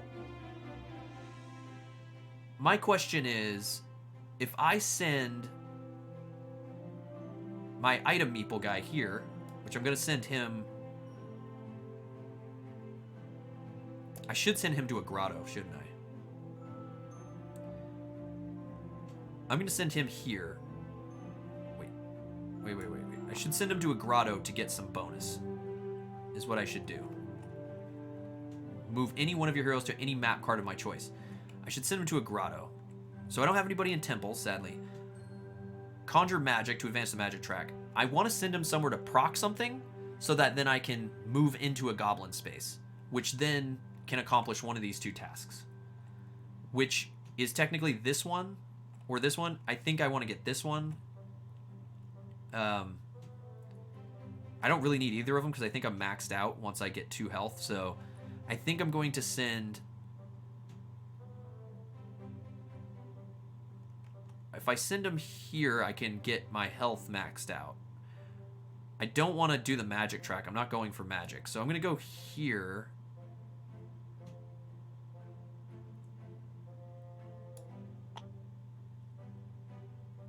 I'm going to send him there to gain 2 health for each hero I have outside my castle, which would be 6 health. So that maxes out my health. Boom. And then it's my last turn. I can go by ship or I can go by raft. I'm going to go by raft. So I'm going to flip this, which allows me to go north-south. And I'm going to move him down to fight this goblin. Done. Did it. Yes! That was... Oh, and then that accomplishes this thing. Woo! Nice. Objective achieved. So we get map the land. Have all 3 heroes at least 3 map cards away from each other. There are 1, 2, 3. 1, 2, 3. Yes, they are all 3 away from each other, so we accomplished this as well. Blam! Put that in the stack, which advances the quest deck, and we gain 2 health and 2 power, but I think we're maxed out. Yes, we're maxed out, and we're ready to fight a goblin. And that's it. That procs everything. So that ends that day phase. Okay, moving along now. That ends that day phase. We've got guys all over the place. This is the only one happening, is fighting this goblin. Yeah. Ready to go into night. Let's adventure. We choose to adventure. Let's do this thing. So all we're really going for is this goblin fight right here. We're only worrying about this goblin fight. So, thanks for selected. So we'll flip this goblin over. We want to take that goblin out. Sadly, that's the only thing we're doing. These 2 guys are going to be stuck on these tiles out here. And we're just fighting a goblin. So I think we accomplished a lot quest-wise, but I think positioning-wise, we didn't really get bank. What is this? This is an attack. Okay. Sometimes these dice don't land 100%. So we got 2 attacks. Nice. 2 punches. That's good. 1, 2. Roll again. Oh, plus I can use power to take this guy out, right? Pfft. Well, I just didn't use my power. Why would I waste my power, right? I don't need to. I can use it to defend if I need. That's blocked. That's blocked. Didn't roll any magic. Okay. We don't need anything else but punches. And I have all the power I need here to just end this guy, but I'm just doing it for free. Okay, we got a magic increase. Well, we got a power. I don't need it. Magic increase.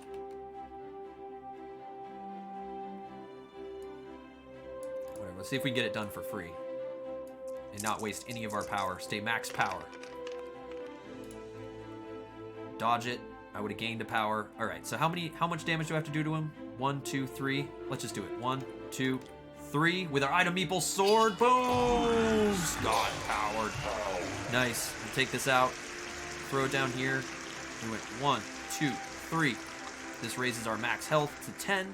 This puts this at 9. We gained another dude. We're max health. And we're at 2 here. I mean, we could grind for more power. Or we take damage if we roll multiple heads. I say we're done. I say we're done. We have nothing else to accomplish here besides everything we've just done for this round. Know what I mean? I think we go into rest mode. Let's go into rest mode. Any on portals? Yes. This guy. Whoop. Boom. Let's gain back our power. Do we have anybody on obelisks? No. Do we have anybody on temple tracks? No. So everyone else stays. So I'm in the yellow castle and the grotto over here. I came home. Got my power. This is going to fall off. And I'm going to do this just to see what happens when we resolve this round. Magic track will refresh. Yeah, we didn't accomplish anything else. Let's do it. Resolve the round. Okay, so we're on the last round, I believe. This room's to begin round 5. Okay, last round, guys. Last round. I just need to flip. So we killed this goblin, so we don't have to flip him. This guy gets flipped. He's aggressive now. 1, 2, 3, 4, 5, 6, 7. He stays passive. Otherwise, this is our life. We'll shuffle this up. Oh, we got 2 dungeon quests over there. Okay, we got by Raft by Griffin. We got Ice Temple quest, and we have another move quest, which opposite rows. That one could be pretty easy to get. And actually, I think we're already doing it. Oh, he's in my castle, though, so it doesn't count. Dang! I would have to get this guy here. That sucks. We were so close because this is all in one row for this one. For Battle the Twin Krakens. Okay. Okay, so we're adventuring. It's daytime. How many quests are we at now? We're at 7 total quests. We went above 6. I thought we'd only get to 6 this turn. Let's see. 7 pays us 16 points. We're at 4 goblins, which gives us 8. That's 24 points. And we're still -1 on our spell track here. Plus, we're at 28. So we're only at 28 points total. We need to get to 40. Ugh, if we get one more quest... Wait. Yeah. That puts us 4... I'm just grinding quests. Goblins, I mean, going up. I mean, it's so hard. This is so hard to get. I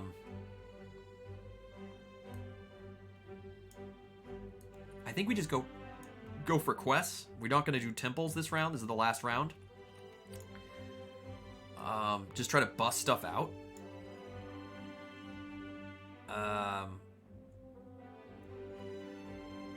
Right? And then we'll have to look at our scoring and see what scores what. I mean, magic-wise, we could go up the track at least 3, which put us at 5, so that can only give us 4 points on spells. So spells aren't really how we're going to get it. It needs to be quests or goblin kills. This is going to be the best quest we can get first. So we need to be on opposite coasts. If I can get a guy here, we're going to be good. By Griffin, I can't get there. By Raft, I can't get there. How are we going to get to opposite opposite quotes? I could get our item meeple guy here with the Griffin, and he can be ready to attack this goblin.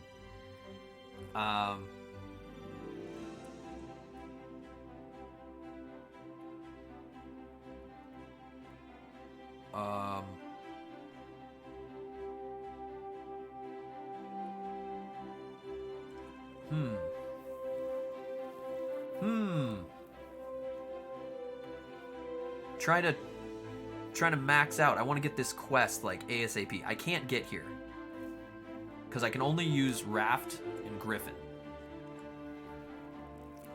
I really needed to accomplish one of these up here to get some of these awesome things, like this magic flute. Like if I can get the freaking Zelda flute, you can always move Griffin style, which is pretty sick.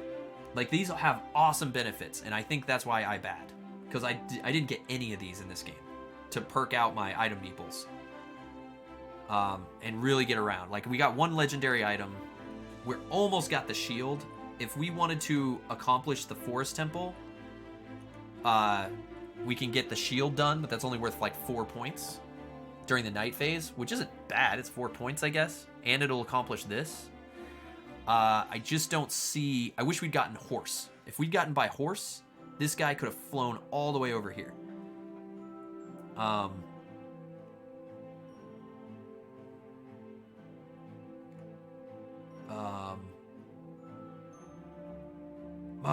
This is the only movement quest we have available. This is what's tough. Is taking advantage of what's available and thinking ahead with these puzzles, which for me it's hard. I'm sure most people are like, dude. Am I maxed out on power? No, almost. I mean, I guess I could go here to give everyone power. I just feel like this is a missed opportunity to do something really good. I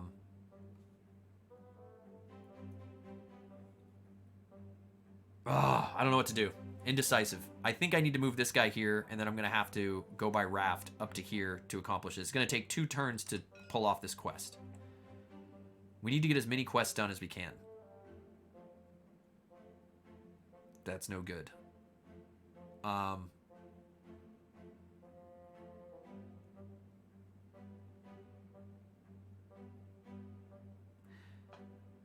Okay, so what I'm going to do is I'm going to go by Griffin. And he's going to move here to be in line to fight this goblin at the moment. He's ready to fight a goblin. If he starts fighting him, I can always move away to get this done. No, I'm just going to move him here. I'm going to go to there. I'm going to go to there, and we're going to gain 2 power to max out our power. For each, it's gain 2 power for each hero I have outside my castle, which would be 6 power, but I only have space for 2, so whatever. I'm in a bad position, I think, right now. But I have Raft available. Okay, we got by ship. By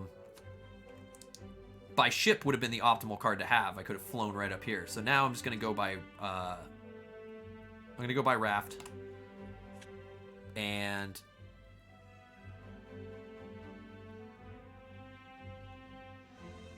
No. Oh, dang. Oh, dang. This all fell apart. Ah, dang. I would have wanted him to fight this goblin. I'm using him incorrectly, aren't I?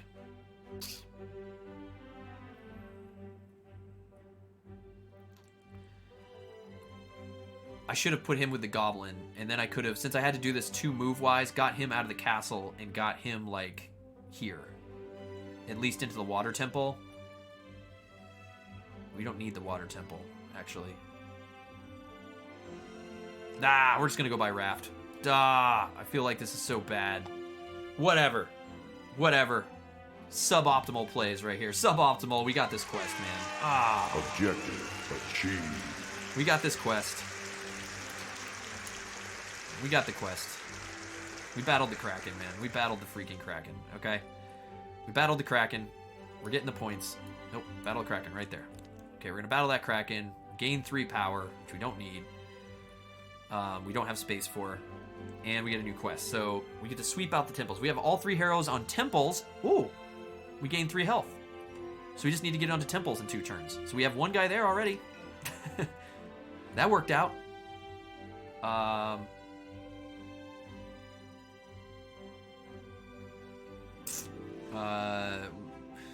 We don't really need the desert temple, sadly. We need the forest temple to get this, so I'm going to leave him in there. Are we really going to go temples right now? I think we're about to go temples. We have to see what this is. What's this? By foot. So I could actually move this guy. I could move this guy to the ice temple. And then this guy to the water temple. And then we're just doing temple runs, which isn't... Well, ice temple would get us the temple that's up there, so that's not bad. And then we need the desert temple. So actually, this guy should go desert temple, and this guy should go by ship to the ice temple, right? Okay, so I'm gonna go by foot. All right, make a plan. Execute the plan. Throw out the plan. New plan. So I'm gonna go here. I'm going to this desert temple. Of course, I think the ruling is similar for temple quests or treasure quests. I think you can only accomplish 1. To complete a treasure quest during the night, you must be the first player to rest with a hero in the space. When you complete a quest card, you can resolve it immediately by gaining the treasure item, taking a quest card, and sliding it underneath your player card under completed quest and return to your hero castle. So does this mean... Oh, you can only complete 1 quest per turn. Okay, so I can only really accomplish 1 of these quests up here. So I'll only get 1 of these. I will accomplish this. This will advance me to... Okay, so this... But still, I think this is a good idea. Okay, then we have by horse. Well, I just flipped the entire rulebook. I then have by horse, which doesn't matter, because I'm going to go by ship.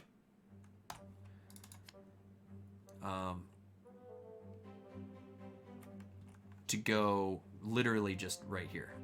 So that I'm in the desert temple, I am in the forest temple, and now I will be by ship in the water temple. Boom! And we accomplished this one right here. Have all 3 heroes on temples! Objective achieved. And I get 3 health, and I gain 1 health. Alright, fine. Okay, see what the last... Oh, we got to the last quest, guys. It came down to the stack.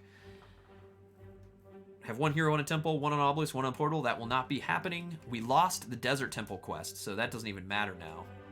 We have a water temple quest, so that's good. So we'll be able to accomplish this, as well as get our legendary item, if we can accomplish both temples. So I'm going to need scrolls. Desert temple doesn't matter anymore. We need scrolls, and we need torches. Scrolls and torches. Going into the night phase, guys. Final night phase. Last round here. Won't be needing those anymore. Going night phase. It's time to adventure. Wish me luck. And then we score this game up. Okay, good. I didn't get any power. I was going to say I should have used my power to maybe forge ahead a little bit before I did this. So we have 2 magic. 1, 2. So we're up on the magic track by 2. We got 2 POWs, doesn't matter, and we got 1 torch. So this guy's going up 1. These guys are sharing scrolls. I don't even care about this guy now. Or do I? No, I care about the forest temple. I care about the forest temple and the water temple. That's all that matters. Okay. I have 5 power. So I'm going to use 2 of that to advance him 1.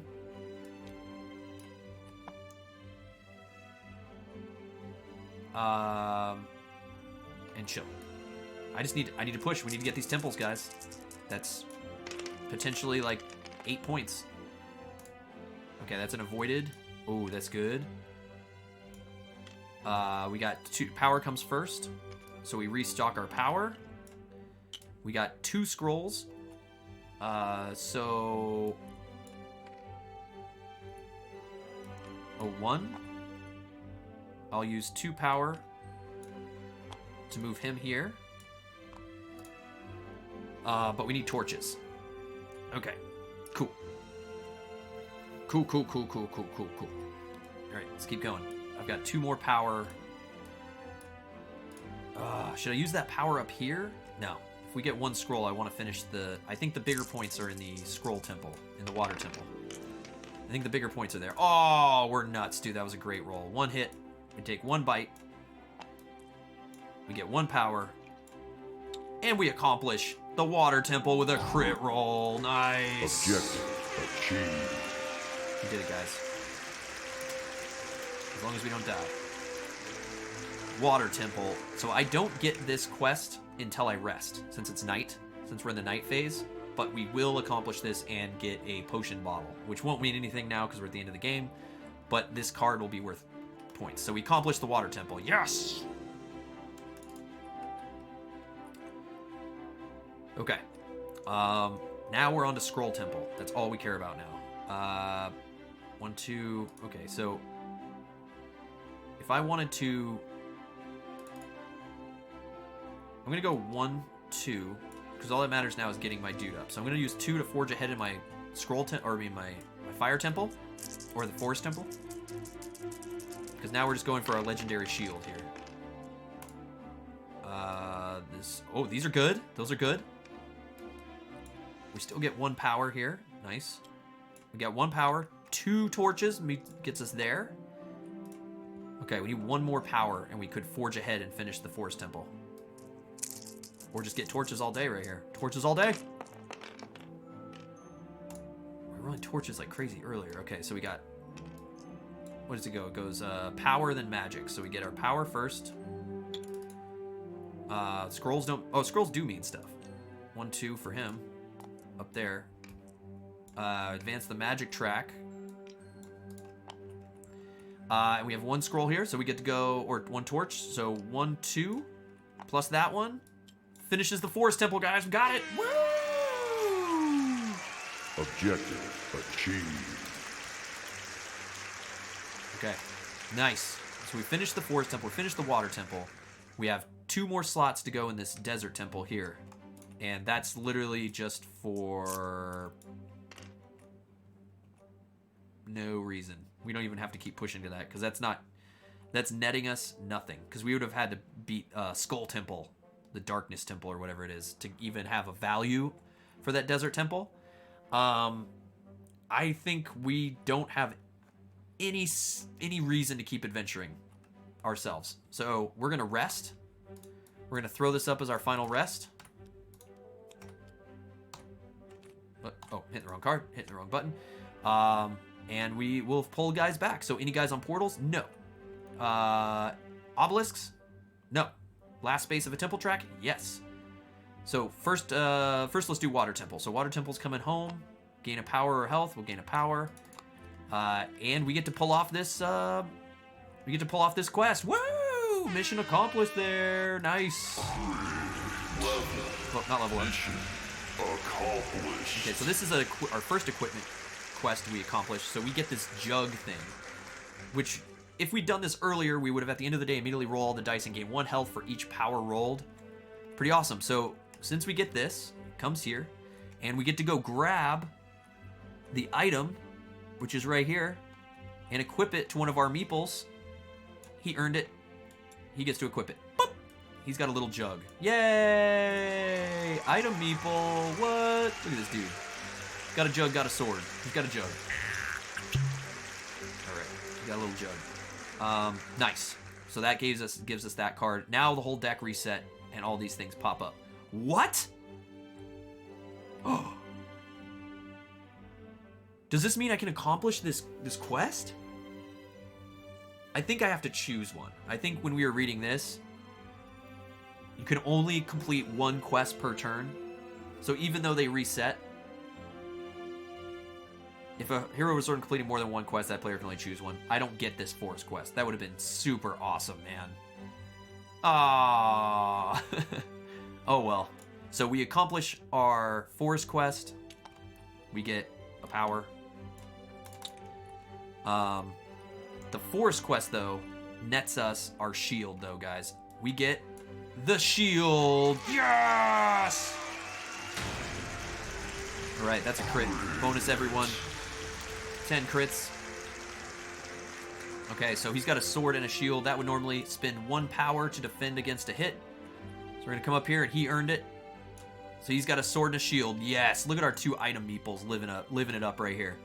Come on, how rad. How rad, that's a level up. Level up. Is that not sick?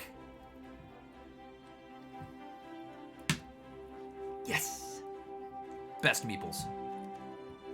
Okay. And then that guy stays here because he's not at the last spot. But hey, we got 2 legendary items. We did that. We rested. We're done. Let's see what it says at the end of the game here. We've come to the last thing. Let's resolve the round. Right? Unless I want... yeah, there's nothing to push for. Gameplay is complete.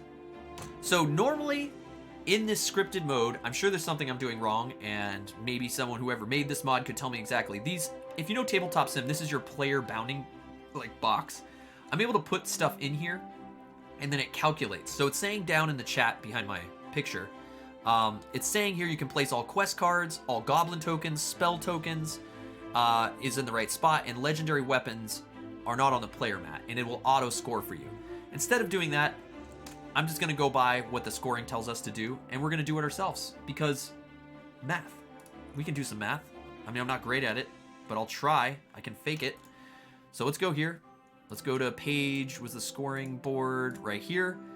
So again, just to remind everyone what we're aiming for, what was our goal? Our goal in the middle of the right page was to get peasant level, which was goal of 40 points. We need 40 total victory points to get the peasant level. That's all I'm going for, man. Easy mode. Easy mode. I'm just trying to beat it on easy. We're going to start here. Here's the final scoring tallies on the right.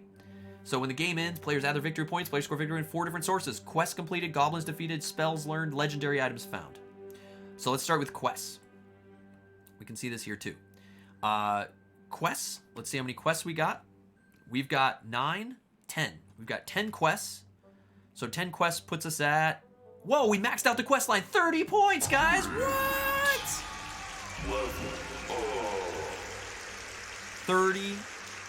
30 points. Look at that. That's 30 points. So that's 30. Okay, I'm touching everything. So we got 30 points on our quests. So 30 plus goblins defeated. We have 1, 2, 3, 4 goblins defeated. 4 is 8, so we're at 38 points. 38 points. Then, spells learned. That's right here. 2. Minus 1. 37 points. Plus legendary items found. 37 points. Legendary items found is 2, which is 4 points each. 37 plus 8. It's 45 points, guys. We got 45 points. Which means we defeat the peasant level. Accomplished. We did it. We did it. We pulled it off, guys. We got 40 points. That's a mission accomplished. Yes! Bonus all, 25 crits to everybody because we pulled it off. All right. 40 points. Woo! No, 45, right? 45. Oh, no one got stuff. For some reason, Stream Elements is having a difficult time. Let's try it again. Yes, 25 crits to all you guys out there hanging in to the end. Perfect hit. 25 points. We pull, or 45 points. So we hit the peasant level, which, come on, guys. That's pro level. That's pro gaming. Esports ready. Peasant level for, we actually hit the page level perfectly, but we were going for peasant. You had to set it beforehand. So 45 points, dude. 45 is the new high score. 45 points. Woo! That is Tiny Epic Quest solo mode. First play thoroughly through. I don't think we had any asterisks. I was a little behind on a couple of the details, but we managed to get it done. I hope you guys check it out. I mean, that's Tiny Epic Quest right here is the box. From Gamelyn Games as the dungeon Kickstarter is happening. I believe this is actually sold out on the website. But like I said, this tabletop sim mod is an official mod published by Gamelyn Games and stuff like that. And it's $6.99 if you have Tabletop Simulator over on the Steam Workshop. You can just hop on Steam and go purchase that. It goes on sale here and there. But if you enjoyed seeing it and I was at all any help, I don't know if I was. I know it was kind of all over the place. There's a lot of little intricacies that happen within this game to take into account, but every round is kind of the same day-night phase. Push your luck at night, figure out your puzzles during the day, and hope it all works out. Right? The movement puzzles are basically what it is, based on how the board changes every time you play, and stays that way for the entire game. But that was Tiny Epic Quest, Gamelyn Games, Scott Alms. Thanks for everybody's help in chat and clarifying some of the quest cards that I was going for there. If I missed anything or could have done something better, please let me know. It was fun doing a solo day with you guys, doing some solo board gaming. Sorry it went a little long. Sorry about some of the long talking and stuff like that as I had to think it through my head. But I had a blast hanging out with you guys today. Hope you have a good weekend. Once again, go check out Tiny Epic Dungeons, currently on Kickstarter right now as of February 25th. It's doing awesome. It's already unlocked all its stretch goals, and I think for $40 you get everything. Otherwise, thanks for all the support. We're going to see you Monday for some Valheim. What? Survival, board game, or not board game. We're actually going to play some video games on a board game stream. What a weird thing. What a weird thing to do. But yeah, we're going to play some Valheim. Matt, Sensei Seiss, and Lyle are going to take a day off Arkham to play this with me. Arkham Horror. Play some Valheim. We'll see you at 8:30 p.m. Eastern time for that. It's going to be a lot of fun. We're going to finish our house, and we're going to maybe hopefully kill the first boss if we can be next level. But yeah. Thanks again for everything, guys. You guys are the best camp on Twitch. We look forward to seeing you on Monday. Bye. Peace, good gaming. See ya.